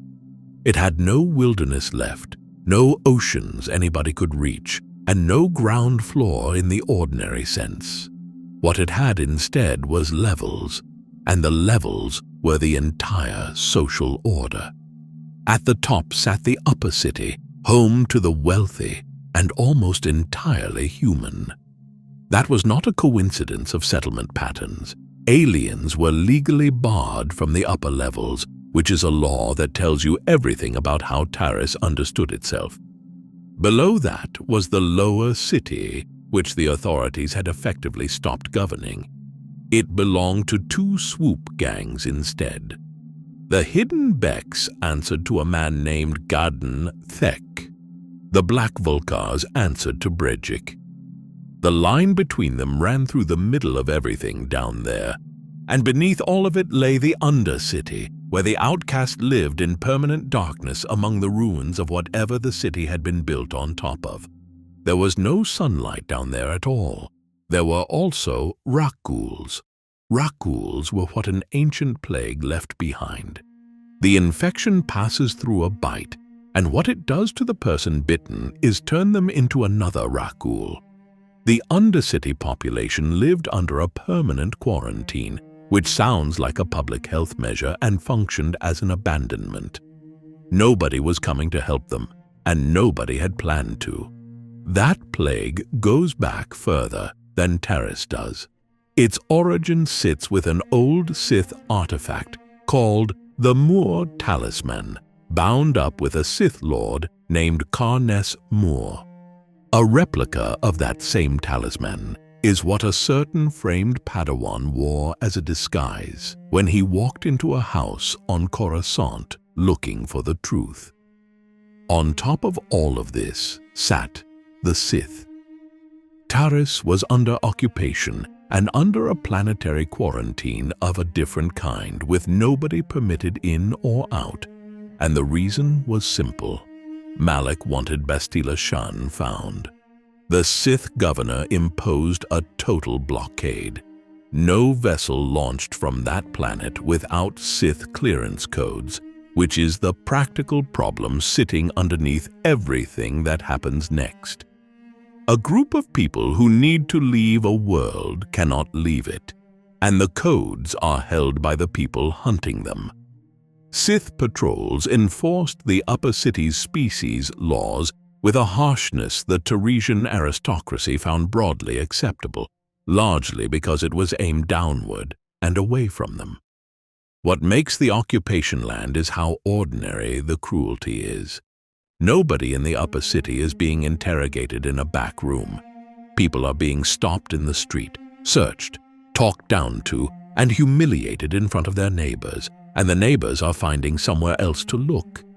That is the texture of a world under somebody's boot, and it is a great deal more recognizable than a torture chamber would be. Down in the Undercity, the people were staying alive on supply drops arranged quietly by a Republic officer, and on nothing at all when those drops did not come. There was also a doctor named Zelka Fawn, who was working on a serum for the Rakul infection. He treated infected patients without charging them and hid them from the authorities, because anybody found carrying that infection was never going to be offered treatment. His rival, a man named Gurney, was selling the same research to the Sith. Those two men, working in the same trade in the same city with opposite instincts, explain occupied Trayus better than any speech about it could. Up top, the wealthy had a dueling ring. A retired fighter named Bendak Starkiller could be drawn out of retirement for one last illegal bout if the money was right. That arena existed because a blockaded population with money still needed entertaining, and the entertainment they wanted involved somebody else taking the risk. This is the place where the man with no memory starts putting a crew together, and it is worth saying that none of them join him because of who he used to be. None of them know. Karth Onasi was a Republic pilot and a survivor of Telos, and he was constitutionally incapable of trusting anybody. That is not a personality flaw dropped on him at random. He had watched Saul Karath, his own mentor, change sides and then take his homeworld apart. Karth's whole arc is about deciding to trust the one person in the galaxy he has the most reason not to, long before he understands why that instinct was warning him. Mission Vow was a 14-year-old Twi'lek from the lower city. Her brother Griff had abandoned her there, and she had stayed alive on slicing skill and nerve, which at that age is a remarkable combination to have needed. Zalbar was a Wookiee, and specifically the son of the Kashyyyk chieftain Fryer. His brother Chundar had framed him and sold him into servitude off-world. Once he was freed, he swore a life debt, which for a Wookiee is not a figure of speech. Mission and Zalbar already knew each other before any of this started.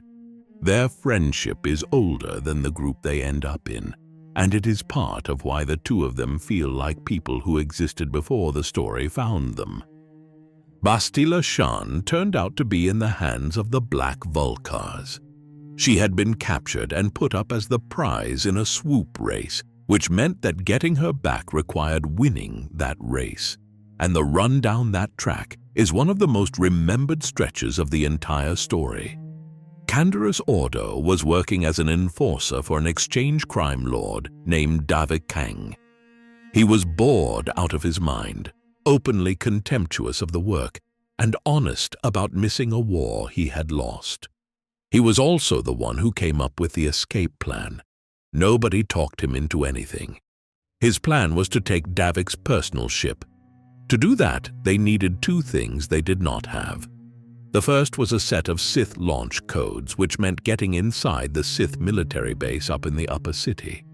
The second was a working astromech droid, which meant buying one, and the one they bought was T3M4. T3 had been built specifically to slice Sith computer systems. He was purchased off a shelf on a doomed planet by people in a hurry, and he goes on to outlive very nearly every living being in this saga. The ship was the Ebon Hawk. Getting to it went badly. A bounty hunter named Kylo Nord, who had a reputation for walking away from things nobody walks away from, had been hired by the Sith to hunt the group down, and he cornered them inside Davik's estate. He never got to finish it, and neither did Davik. The estate came apart around all of them under the opening salvos of what was happening above, and both men went down with it. Canderous, now employed by nobody, came along. Every person picked up on that planet stays with the man from the Endar Spire for the rest of the story. Karth, Bastila, Mission, Zalbar, Canderous, and T3 all leave with him. Taris is less a stop along the way and more the place where the whole company assembles itself out of strangers who had no reason to trust each other.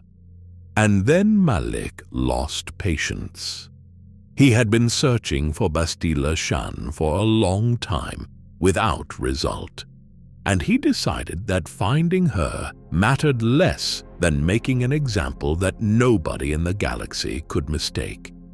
He ordered the orbital bombardment of Taris. The entire planet was reduced to rubble. The number of people lost ran into the billions. There was no military logic in it whatsoever. Taris was already under his control. Destroying it removed infrastructure, resources, and a functioning population that his own war effort was actively using. He gave up an asset in order to make a point. Every commander he had, and every commander the Republic had, understood immediately what that meant about the man now holding the title of Dark Lord. Saul Karath advised against the order. Malak gave it anyway, and the officers who questioned it did not remain officers or anything else for very long. The Ebon Hawk cleared atmosphere as the first shots were coming down. This is the moment the difference between the two Dark Lords becomes impossible to miss. Revan converted people, intimidated people, and calculated constantly, and every terrible thing he did was aimed at an outcome. Malak took a whole world apart because fear was easier than thinking, and he could not come up with anything better. There is one more thing to sit with before moving on. The hours spent on Trayus are hours spent with ordinary people. The doctor hiding patients, the gang leader trying to keep his neighborhood together, the families in the upper city who looked the other way because looking the other way felt survivable. All of them are still down there when the sky opens up.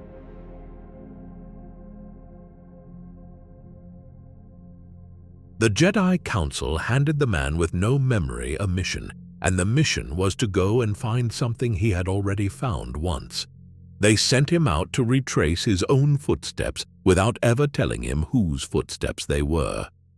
The Ebon Hawk made for Dxun, and specifically for the Jedi Enclave there, which by this point was one of the last working centers of Jedi training left anywhere in the galaxy. The council sitting on Dxun was made up of Vandar Tokare, Vruk Lamar, Jar Leston, and Dorak. All four of them knew exactly who the soldier standing in front of them was. Not one of them said a word about it. Instead, they trained him. The man who had been the Dark Lord of the Sith was taught to be a Jedi from the beginning, one lesson at a time, by the same order that had taken his mind apart, in order to build the student now sitting in front of them. Juhani joined him on Dxun. She was KOTOR, and her family had fled what was done to their homeworld, only to end up held against their will on Trayus, which is about as complete a run of bad luck as a family can have. She became the first KOTOR ever to join the Jedi Order. Not long before this, she had slipped toward the dark side, convinced that she had ended her own Master Quatra's life in a moment of rage, and she carried that belief around like a stone. She could be talked back from it by someone willing to try. The Council then sent the new Jedi to look at a set of ancient ruins not far from the Enclave. Inside was a star map. It was the first of 5, and it was the exact same one he had stood in front of and opened years earlier, when he had a different name and a very different purpose. The Council laid out the rest of it. There were 4 more maps, on Tatooine, Kashyyyk, Manaan, and Korriban, and together they held the coordinates of the Star Forge. So the search began on Tatooine, a desert world being administered by the Zerka Corporation out of a settlement called Anchorhead. The map on that planet was buried in the eastern Dune Sea inside the cave of a Krayt dragon, which ruled out anything resembling a straightforward approach. The territory around it belonged to the Sand People, and fighting through them was one option. The other option was better. With a translator droid, it becomes possible to sit down with the Sand People Enclave and actually talk. And what their storyteller has to say is one of the quiet marvels of this entire story. Tatooine was green once. It was living and growing, and then an ancient power came down out of orbit and turned the surface of it to glass. That is Rakatan history. It has been kept intact by a people the Republic writes off as savages, passed from voice to voice for 400 generations, while the Republic's own archives contain nothing about it at all. 2 other things happened on that planet. Bounty hunters sent to replace Kalo Nord caught up with the group and found out why that job keeps needing replacements.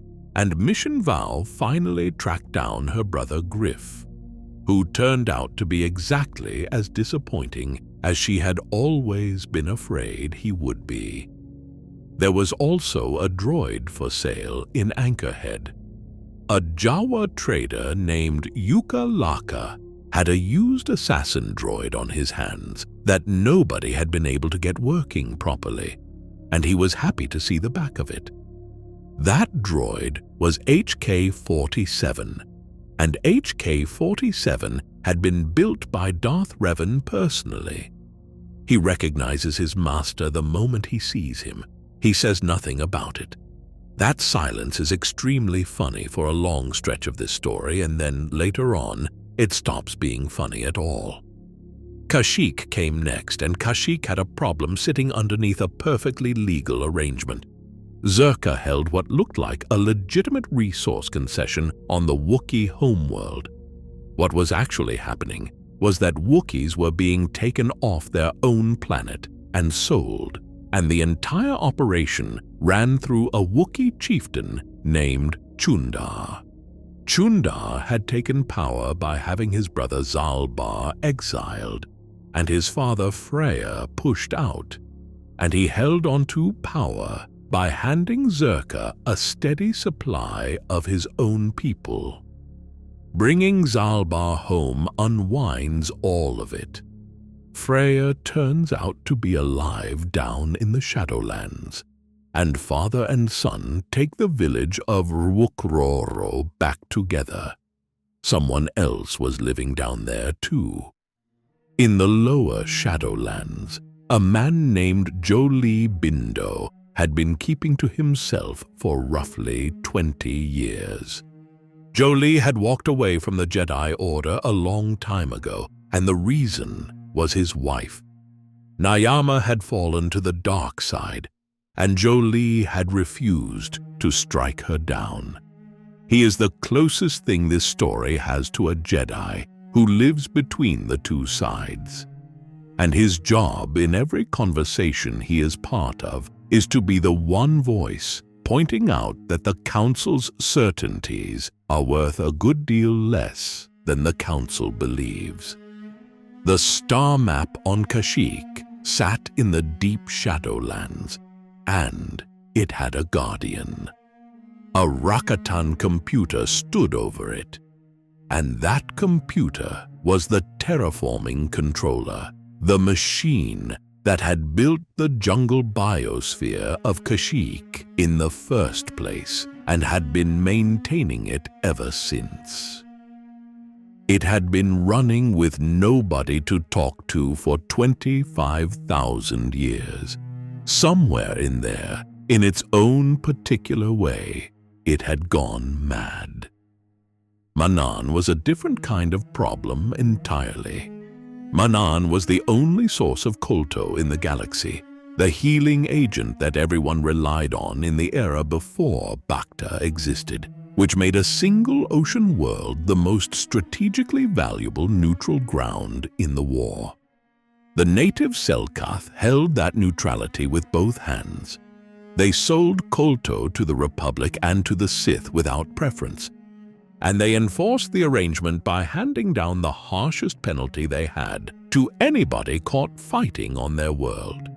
In Arto City, the story slows down and becomes a courtroom. A Republic war hero named Sunri stands accused of ending the life of a Sith officer, and the case turns on what actually happened in that room. The honest verdict and the convenient verdict are not the same verdict, and choosing between them costs something either way. Meanwhile, the Sith were running a hidden base on that planet in direct violation of Selkath law. The star map lay at the bottom of the Rakata Rift, which could only be reached through a station standing on the sea floor. Something had gone badly wrong down there. The Kolto harvesting had driven the Firaxan sharks, the great predators of that ocean, into a destructive frenzy that nobody topside could explain. The explanation was underneath the whole planet's economy. Kolto is produced by an enormous ancient creature called the Progenitor, and every credit Manaan has ever earned comes from farming a living being that the sharks treat as sacred. At the Rift, there is a choice with nothing hidden about it. The Progenitor can be ended, which gives immediate access to what is needed, or the sharks can be driven off without the creature being harmed, which is slower and more difficult and costs more.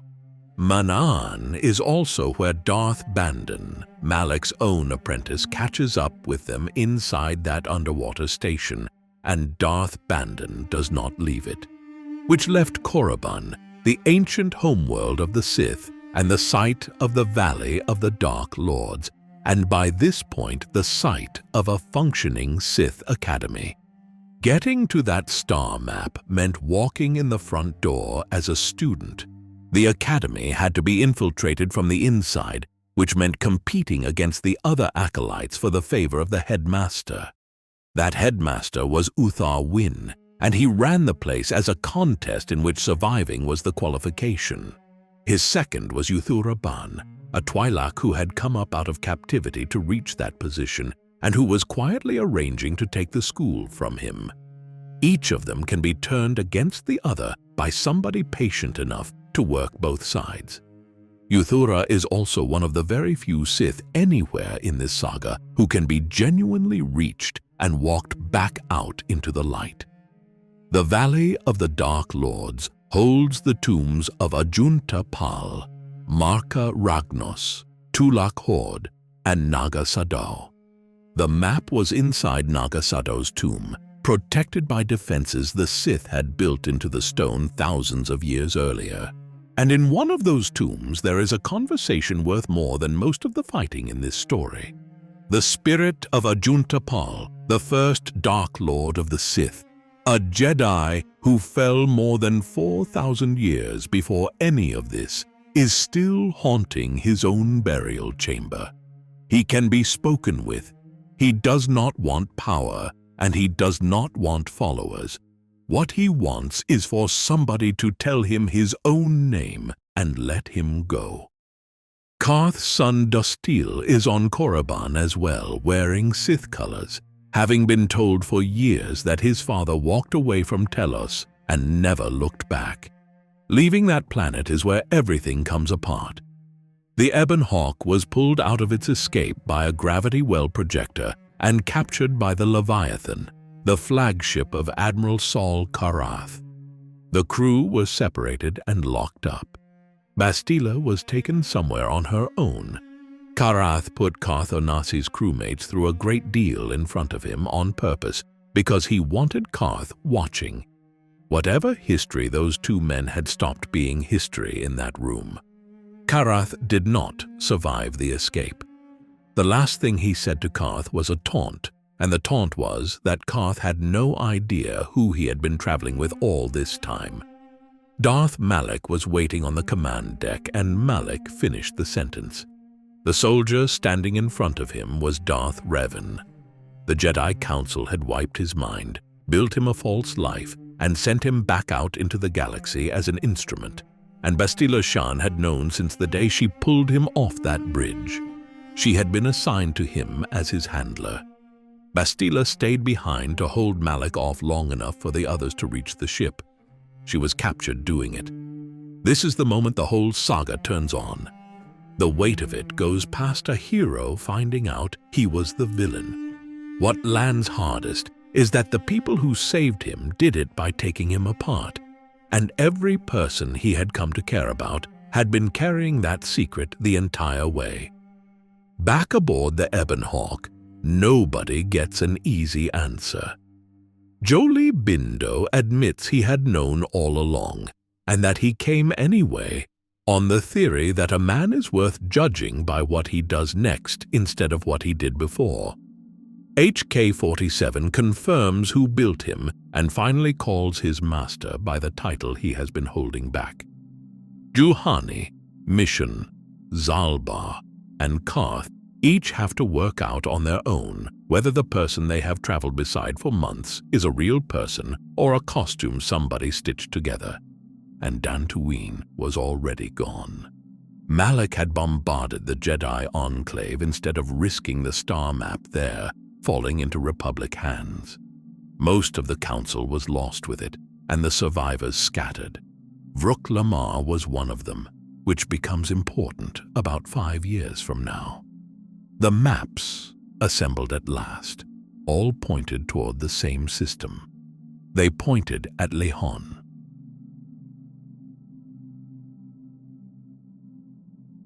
A machine that nobody had switched off for 25,000 years reached out and pulled the Ebon Hawk down out of hyperspace. and the people waiting on the ground below had been waiting a very long time for somebody exactly like the man aboard it. That is the strange gift of this final stretch of the story, because the last thing anybody expects at the end of a war is to be met by allies who have been getting ready since before the Republic existed. The thing that caught the ship was a disruptor field surrounding the entire Lahan system, Rakatan technology that had gone on working without maintenance or supervision for 25 centuries and then some. It dragged the Ebon Hawk down and put it on the surface hard, and when the crew climbed out, they were standing on the birthplace of the Infinite Empire. Lahan was covered in ruins, and scattered among those ruins were the wrecks of every other vessel that field had ever caught over the course of all those years, laid out like a record of everyone who had come looking and never left. The Rakata was still there, and they had not spent the intervening time well. One faction, the Black Rakata, had fallen into open savagery under a leader called One Eye, and there was very little left in them of the people who had once run the galaxy. The other faction called themselves the Elders, and they had held on to their language, their structure, and a version of their own history that actually made sense. It was the Elders who controlled the way into the Temple of the Ancients, and the temple was the only door to the Star Forge. Here is what makes this the most satisfying turn in the entire saga. After thousands of years of thinking about it, the Elders had reached a firm conclusion about the greatest thing their ancestors ever built, and their conclusion was that it needed to be destroyed. Their reasoning was practical instead of sentimental. They were afraid that some other group of Rakata would eventually work out how to operate the machinery their people had left behind, and that the entire nightmare would start over from the beginning. So the species that built the weapon becomes the species that helps take it apart. They had been waiting 25,000 years for somebody to arrive who was actually capable of finishing the job. And the man who finally walked up their beach was the same man who had opened their temple once before. Because the Elders remembered him. They had kept enough sensitivity to the Force to test the people who arrived on their world, and enough institutional memory to know exactly what the Temple of the Ancients was for, and they had met this particular visitor already back when he came wearing a mask and answering to a different title. The moment where they recognize a man who cannot recognize himself is one of the quietest and best things in this whole story, and nobody in it needs to raise their voice for it to land. Getting through the temple meant first shutting down the generator producing that disruptor field, which sat in territory the Black Rakata controlled. So One Eye had to be dealt with before anything else could happen. Along the way, the Elders lay out the full account of how their empire ended, and it is the same account that opened this story, told this time by the descendants of the people it happened to. Their technology ran on the Force. A plague came through and severed their connection to it. Every machine they owned stopped working in the same season, and the peoples they had conquered rose up and finished what the plague had started. As for the station itself, the Elders are not remotely conflicted about what it was. It was built to give them power without limit, and instead it ate them. Inside the temple was the last star map and the transit that would carry a person up to the station. Waiting at the summit was Bastila Shan, and she had been placed there for one purpose, which was to stop Revan before he could ever reach the Star Forge. What had happened to her is the ugliest thing Malak does in the entire war. He had worked on her over a long stretch of time, wearing her down through pain and through patient manipulation, and eventually she broke and turned to the dark side. That was far more than a personal cruelty, and treating it as one misses why it mattered so much. Bastila's battle meditation turned on the Sith fleet, handed Malak a level of coordination the Republic Navy had no answer for. One captured Jedi had shifted the balance of an entire war, which is exactly why the Council had valued her so highly in the first place. She confronts Revan at the top of that temple as a dark Jedi, and the thing that saves her is the thing that started all of this. The force bond between them formed on the bridge of a burning flagship when she chose to keep a stranger alive instead of letting him slip away. That same link is what he uses to reach her now. She had used it to hold on to him once, and he uses it to hold on to her, and she comes back. When she does, she turns her battle meditation around and points it at the fleet she had been strengthening. The timing matters, because by then the sky above Lehon was full. The Republic fleet had arrived under the command of Admiral Thorn Dodonna, and it engaged the Sith Armada, which was operating under Admiral Varco directly over the planet. On paper, the Republic had no business winning this. The Sith had superior numbers. They had Bastila's battle meditation working for them, and behind them sat a station capable of replacing losses faster than the Republic could inflict them. Fighting a shipyard that never runs out is not a battle so much as an argument you lose slowly. Dodonna's plan was simple, and it was desperate in the way that simple plans usually are when nothing better is available. Her fleet would hold the Sith Armada in open engagement, taking whatever that cost, for exactly as long as it took a boarding party to reach the Star Forge and shut its defenses down from the inside. That boarding party was Revan and the people who had come all this way with him, with Jolie Bindo and Juhani among those who went aboard. What they found inside was a place with no crew at all. The corridors were populated almost entirely by droids the station had manufactured for itself, and by dark Jedi serving Malak. And everything else was automation that had been running unsupervised since before the Republic was founded. Two things then broke the stalemate at once. Bastila's battle meditation, now working for the Republic instead of against it, flipped the fleet engagement outside. And the station's single structural weakness turned out to be the exact feature that made it unbeatable, because the Star Forge drew its power directly out of the Star Arbo, and a feed like that can be turned back against the thing it feeds. The last duel of the Jedi Civil War took place inside the industrial machinery that had made the war possible in the first place, which is about as fitting a room as either man could have asked for. There is one detail about that fight that deserves saying plainly. Malak had been keeping himself going by draining the life out of captured Jedi held in stasis aboard the station. That is the Rakatan principle exactly. The same idea the Infinite Empire ran on, applied directly to people instead of to machinery, and Malak had arrived at it entirely on his own. Malak did not walk away from the Star Forge.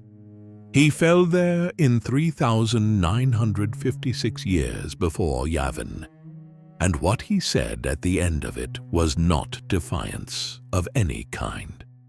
What came out of him was regret. He recognized how far the two of them had traveled from whatever they had set out to be when they first left the Order together, and there is no triumph anywhere in the moment. Two friends had gone looking for a threat to the galaxy a decade earlier, and one of them was now holding the other while the machinery came apart around them both. With Malak gone and Bastila's battle meditation still supporting them, the Republic fleet destroyed the Star Forge. The station that had waited quietly in orbit for 25,000 years came apart over Lehon, and the Jedi Civil War ended in 3,956 years before Yavin. Now for what winning had cost, because this is the part the celebrations skipped over. The Jedi Order had gone into these wars with thousands of members. The records put the number of survivors afterward at barely 100. The Enclave on Dantooine was rubble. Taris and Telos IV were both worlds that could no longer keep anybody alive. Trade routes across the Outer Rim and the Mid-Rim had collapsed, and the economies attached to those routes went down with them. Revan was publicly restored as a hero of the Republic for the second time in his life, which is a sentence the galaxy had visible trouble getting comfortable with. The man who had saved the Republic and then taken it apart had now saved it again, and nobody had a category for that. The Republic gave him honors because honors were the only thing it knew how to give, and then it spent a long while quietly hoping he would stay where it could see him. The Sith Empire, for its part, never surrendered. It came apart instead. Surviving dark Jedi and Sith Lords turned on one another in a scramble over what was left, and most of them finished each other off without any help from the Republic at all. Republic leadership was exhausted, and exhausted people take the good news available to them. They watched the Sith tear into themselves and decided the problem had solved itself. That reading was wrong, and the galaxy had about 5 years before it found out how wrong. There is one last thing to say about Darth Malak, and it is the least comfortable idea in this section. In the ways that ended up mattering most, he had already won before he fell. He never conquered the Republic, and he never sat on Coruscant.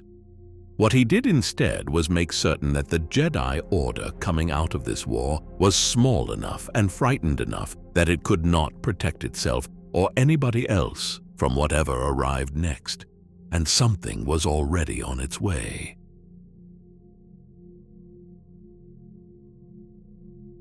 The Jedi won their war, and then they started vanishing one at a time with no wreckage and no pattern that anybody could put a name to. Something out there had decided the Order should stop existing, and it was working steadily down the list. The period the records call the Dark Wars ran from roughly 3,955 to 3,951 years before Yavin, and it covers two things happening at once. The first is the Sith Civil War, the scramble among the pieces Revan's empire broke into. The second is the First Jedi Purge, and the second one is what this section is really about. Because by around 3,954, 3 Sith Lords had gathered the surviving factions into a single organization called the Sith Triumvirate. They operated out of the Trayus Academy, built into the ruins of Malachor V, and the reason that academy was sitting there ready for them is that Revan had established a sect of Sith assassins on that broken world years earlier, and nobody had ever gone back to shut it down. Darth Trayus led the triumvirate, and her 2 apprentices were Darth Sion and Darth Nihilus. Conquest was never the point for any of them.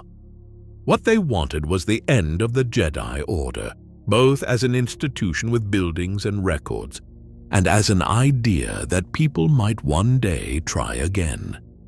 The alliance came apart almost immediately, and it came apart over timing.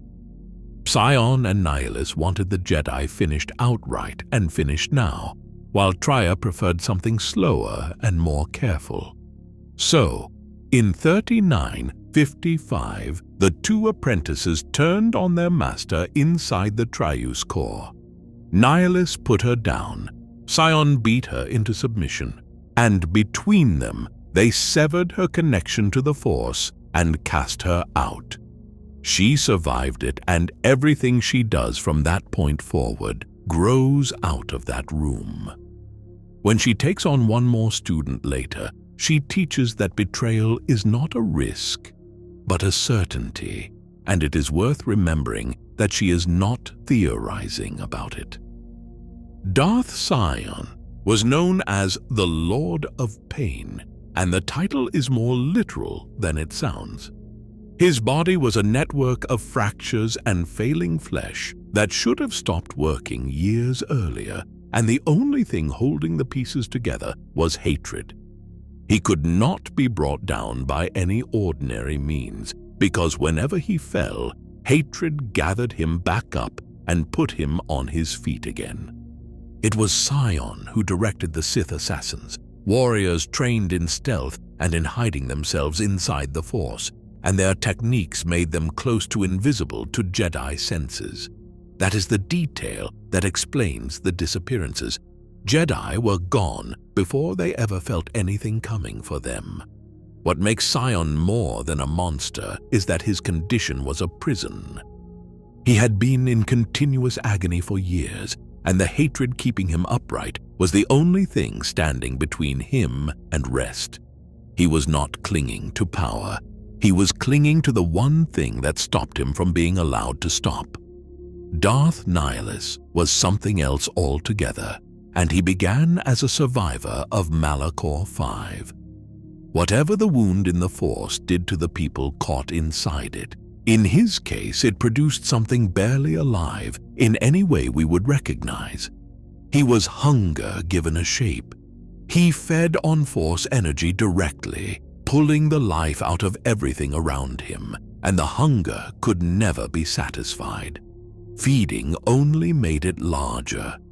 It progressed so far that eventually he had to use the dark side to bind his own spirit into his mask and his armor purely in order to keep existing, which means there is no body under those robes in any meaningful sense. There is a hunger wearing clothing. His flagship, the Ravager, was pulled out of the field of wreckage still orbiting Malak 5, which is a fitting place for a man like that to go shopping. Meanwhile, the Jedi, barely 100 of them left after the last war, kept disappearing. The only pattern anyone could identify was a cruel one. Whenever Jedi gathered together in numbers, nobody heard from them again, which is what made the conclave on KOTOR such a catastrophe. In 3952, the surviving Jedi called a meeting on KOTOR, a colony world of the Miraluka, and the masters who came included Atris, Zez Kai-El, Kavar, and Vruk Lamar. Nihilus felt that concentration of Force energy from a very long way off, the way anybody starving notices a kitchen, and he came for it. He consumed all life on KOTOR. That includes the Jedi who had assembled there, the entire Miraluka population of the world, and every other living thing down to the smallest organism. One being came through it, a young Miraluka named Visas Mar, and Nihilus took her as his apprentice. KOTOR effectively finished the Jedi Order. The handful who had stayed away severed their own connections to the Force, abandoned their names and their histories, and disappeared into the galaxy as ordinary people. Zez Kai-El put it about as plainly as it can be put. It was only after KOTOR that the Jedi understood they were facing something they had no idea how to fight. Which brings this story back to a woman who had walked away from all of it 10 years earlier. Meetra Surik had spent roughly a decade wandering the Outer Rim with no connection to the Force and no interest in explaining herself to anybody. Around 3951, she came back into Republic space, and she woke up aboard the Ebon Hawk in the medical bay of a mining facility called Paragus II, with every other person on that station gone. The thing that had made her an outcast turned out to be the thing that kept her alive. Because her connection to the Force had been cut, she did not register to Sith senses the way a Jedi does. She read as an absence instead of a presence, a hole in the room where a person ought to be, which is precisely why she was still walking around when 100 trained Jedi were not. At Paragus, she met an elderly woman who introduced herself as a former Jedi Master, called herself Kreia, and offered to help her recover what she had lost and find whichever Masters were still breathing. Kreia was Darth Trayus. There were 2 others aboard that station worth noting. A pilot named Aten Rand was locked in a Force cage, and the droid T-3M4 was there as well, some years older and no less useful. As for why nobody else on Paragus was alive, That was the work of a line of assassin droids designated HK-50, who had infiltrated the facility ahead of everyone. The escape from Peragus went about as well as everything else in this era. A Republic vessel called the Harbinger, now under Sith control and carrying Darth Sion aboard, fired on the Ebon Hawk, missed, and hit an asteroid instead. That set off a chain detonation that took the mining facility, the asteroid field around it, and the entire Peragus system with it. So the second significant act of Meetra Surik's life was the accidental destruction of another world, which is not a coincidence anybody lets her forget. Atris throws the comparison to Malachor directly in her face later on, and there is no good answer available. The next stop was Telos 4, and specifically Citadel Station in orbit above it. Citadel Station was the hub of the Telos Restoration Project, an enormous effort to rebuild a planet that Sol Karath had reduced to dust, and it was meant to be the model for restoring every other world wrecked across a decade of continuous war.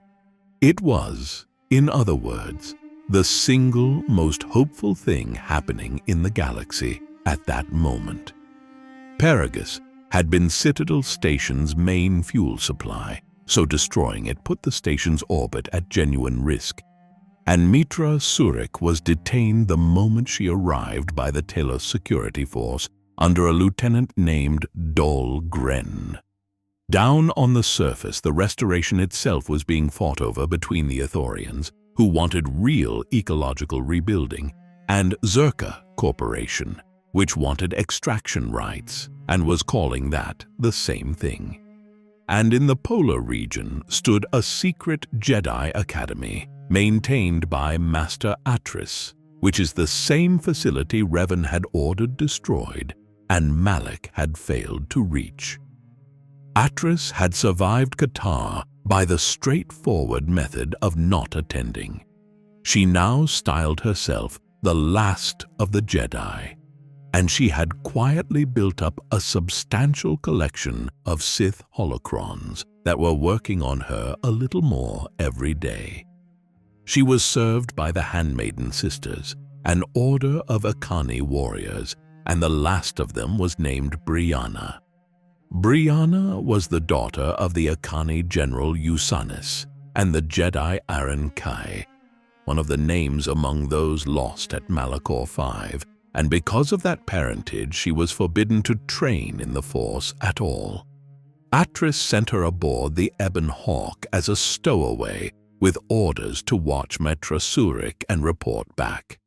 From there, the search for the surviving masters spread outward, and the first place it went was Nar Shaddaa.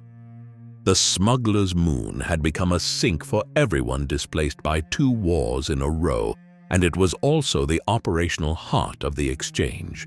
Master Zez Kai-El was hiding somewhere in that refugee population, dressed as nobody in particular.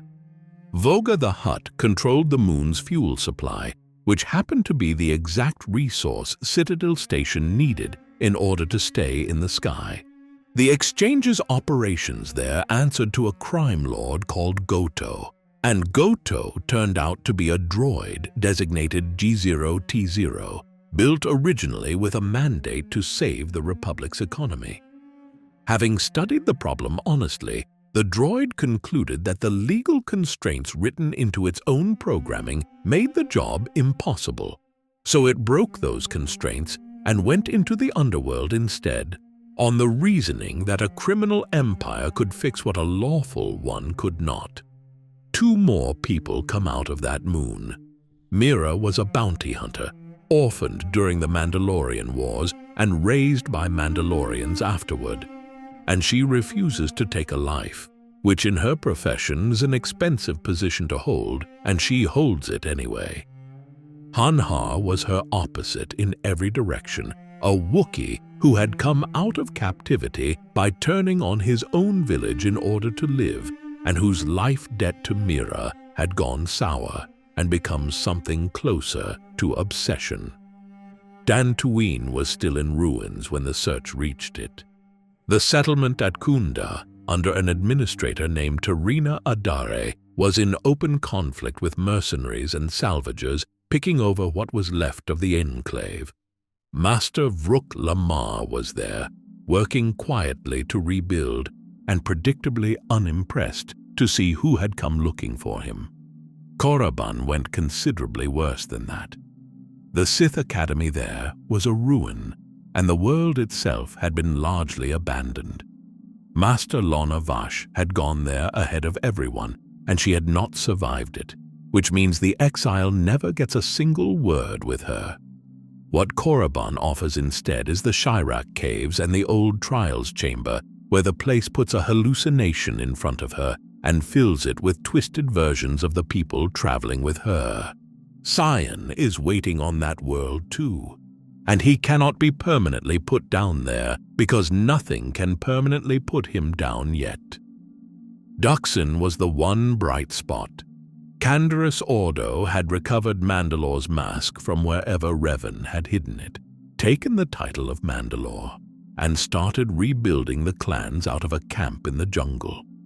He was doing it deliberately as a people instead of as a crusade, which is a distinction the last man to wear that mask never quite managed. Onderon, hanging below, was sliding into a civil war of its own between Queen Talia, who favored staying with the Republic, and her cousin, General Vaklu, who wanted to break away. Master Kavar was down there working as a military advisor and keeping his abilities to himself. Vaklu's ally, a colonel named Tobin, was secretly in contact with Darth Nihilus. The civil war resolved in Talia's favor. In the version the records settle on, Vaklu faced the harshest sentence Onderon had to give, though the exile can talk Talia out of it by pointing out that a martyr causes far more trouble than a prisoner ever will. And then Kreia made her move, the one that decides how all of this ends. She fed Colonel Tobin a piece of false information, which was that the surviving Jedi had gathered at Atris's academy on Telos. Tobin carried it straight to Nihilus, exactly as she knew he would. Nihilus, who could never stop being hungry, took the bait and turned the Ravager toward Telos.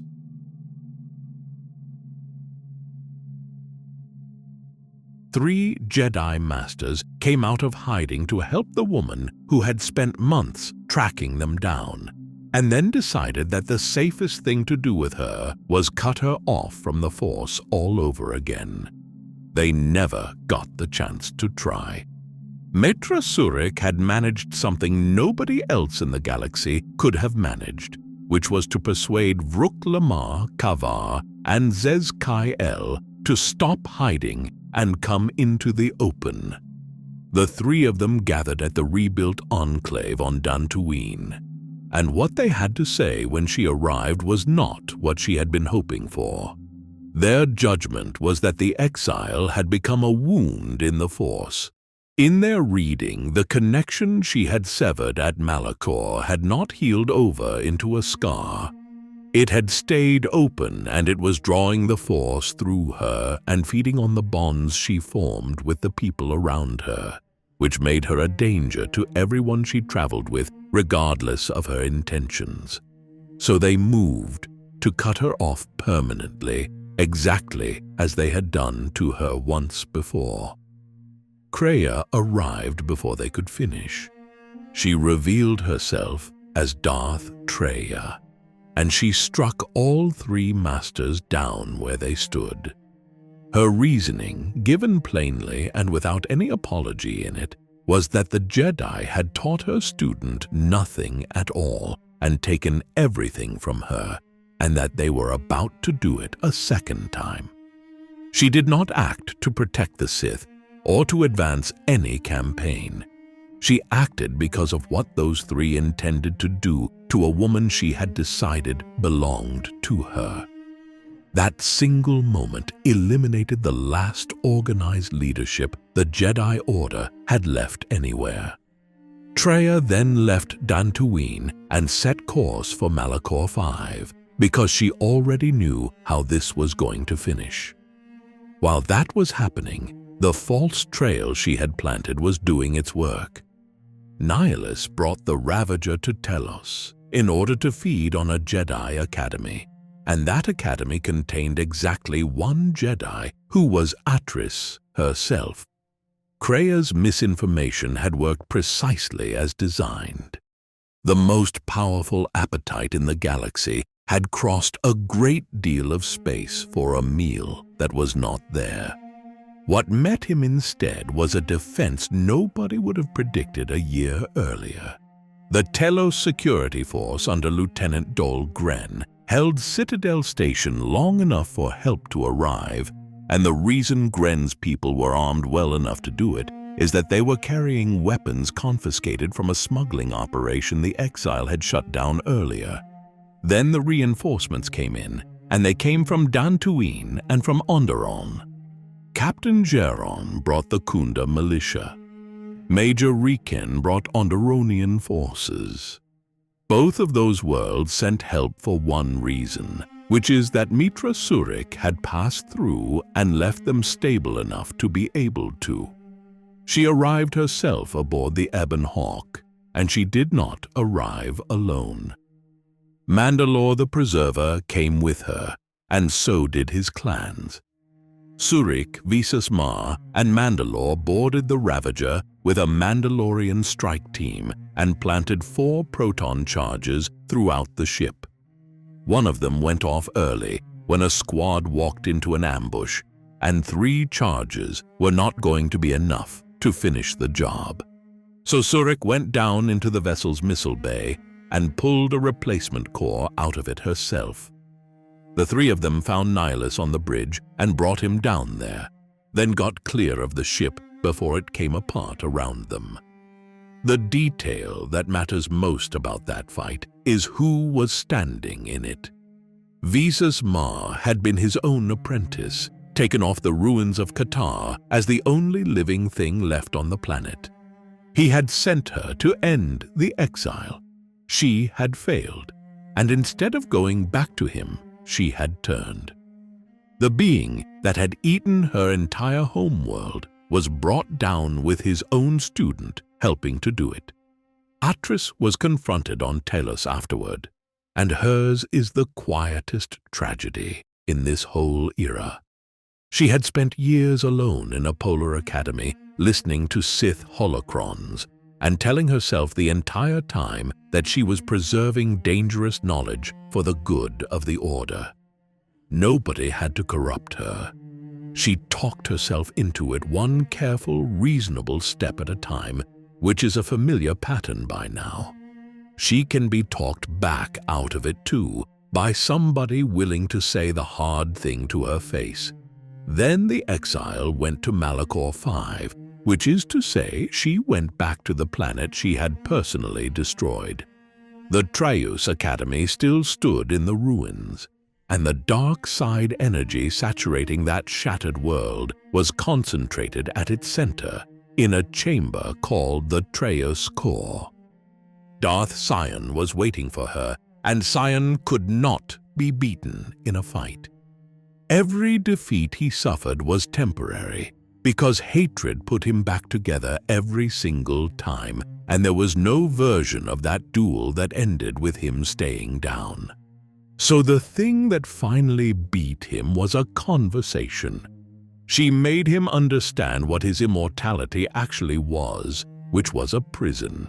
He had been in continuous pain for years, held upright by nothing but his own hatred, and rest had been available to him the entire time. All he had ever needed to do was let go of it. And then he let go. What happens to Darth Sion is not a defeat so much as a release, and he had been waiting a very long time for somebody to offer it to him. It also helped that Krea had already stripped him of the Force during their earlier confrontation, which had left the whole structure ready to come down. The last confrontation happened in the Trayus Core, and it was fought with lightsabers, with the Force, and with an argument. Traya had no interest in Sith dominion, and she had no interest in ruling anything at all. What she wanted was for the Force itself to be destroyed. Her case was this: the Force imposes a destiny on the galaxy that nobody living in it ever agreed to. Jedi and Sith alike are bound to it with no say in the matter, following a current they mistake for their own choices. As long as a cosmic power is arranging outcomes, individual will is a story people tell themselves. And in the exile, a being who had survived for a decade without any connection to it whatsoever, Traya saw living proof that the thing could be done. Meetra Surik rejected the argument, and then she defeated the woman making it. Before the end, Traya spoke prophecies over each of the people who had traveled with her student, laying out what would become of them, and she spoke about threats still waiting further down the line. With Traya gone, the dark side energy that had been holding the fragments of Malachor 5 together destabilized, and the planet finished the job the mass shadow generator had started years earlier. The Ebon Hawk cleared the system while it went. The Sith triumvirate was destroyed. The first Jedi purge was over, and the Dark Wars closed in 3,951 years before Yavin. The people who had traveled with her carried the order forward from there. Visas Mar, Atan Rand, Mikal, Brianna, Baudur, and Mira all walked out of that story alive, and several of them had been trained by Meetra Surik directly, which leaves one thread still running, and it had been running underneath all of this the entire time. 2 years after the Starforge came apart, Revan was living on Coruscant. He was married to Bastila Shan. He was at odds with the Jedi Order more or less permanently, and he was barely sleeping because the nightmares had started. He believed they were fragments of the past that had been taken out of him, surfacing where he could almost reach them. Canderous Order was the one who set it moving. He brought Revan the search for Mandalore's mask, which is the mask Revan himself had hidden years earlier without ever telling anyone where. Recovering it triggered something Revan had prepared before his mind was erased. He had left a recording for himself, and the recording said that Mandalore the Ultimate had been approached by the Sith and pushed into attacking the Republic. That sent him to Nathema, a world Vitiate had drained of all life during the ritual that made him immortal, a ritual that also ended every other Sith who took part in it. Nathema is a hollow place where nothing grows and the Force does not reach at all. The Ebon Hawk was shot down there. Revan was captured by 2 Sith, a lord named Scourge and Darth Neris, and it should have ended completely. It did not, because T-3M4 repaired the ship on his own and flew it back into Republic space, carrying a recording of the whole abduction. Revan was held prisoner on Dromund Kaas for 4 years, kept alive, and used by the Emperor as a source of information about the Republic he had once commanded. The person who finally went after him was Meetra Surik. She took T3's recording to Bastila Shan, who by then had a son named Vaner, and Bastila sent her on with her blessing, a holographic message meant for Revan and Revan's old mask. Working with Scourge, Meetra got him out. Revan dealt with Darth Neris by turning her own Force lightning back into her, and then, in the Emperor's throne room, Scourge betrayed them both. He had seen a vision, and in that vision, neither Revan nor Meetra was the one who ended the Emperor. The future belonged to somebody else entirely, somebody neither of them would ever meet. And Scourge decided that the only way to protect that future was to make certain these two never reached the throne. So he made his choice, and he struck Meetra Surik down. Revan was recaptured and put into stasis. Meetra's spirit stayed bound to him, and neither of them got out. The mission failed by every measure it had set for itself, and it succeeded by one nobody had planned. Revan's refusal to stop resisting from inside that stasis held the Emperor's attention and kept it there. The invasion Vitiate had been preparing since before the Mandalorian Wars was pushed back and pushed back again, and in the end it was delayed by roughly 300 years. The Republic, knowing none of this, entered what Chancellor Tarsus Valorum announced as the Great Peace.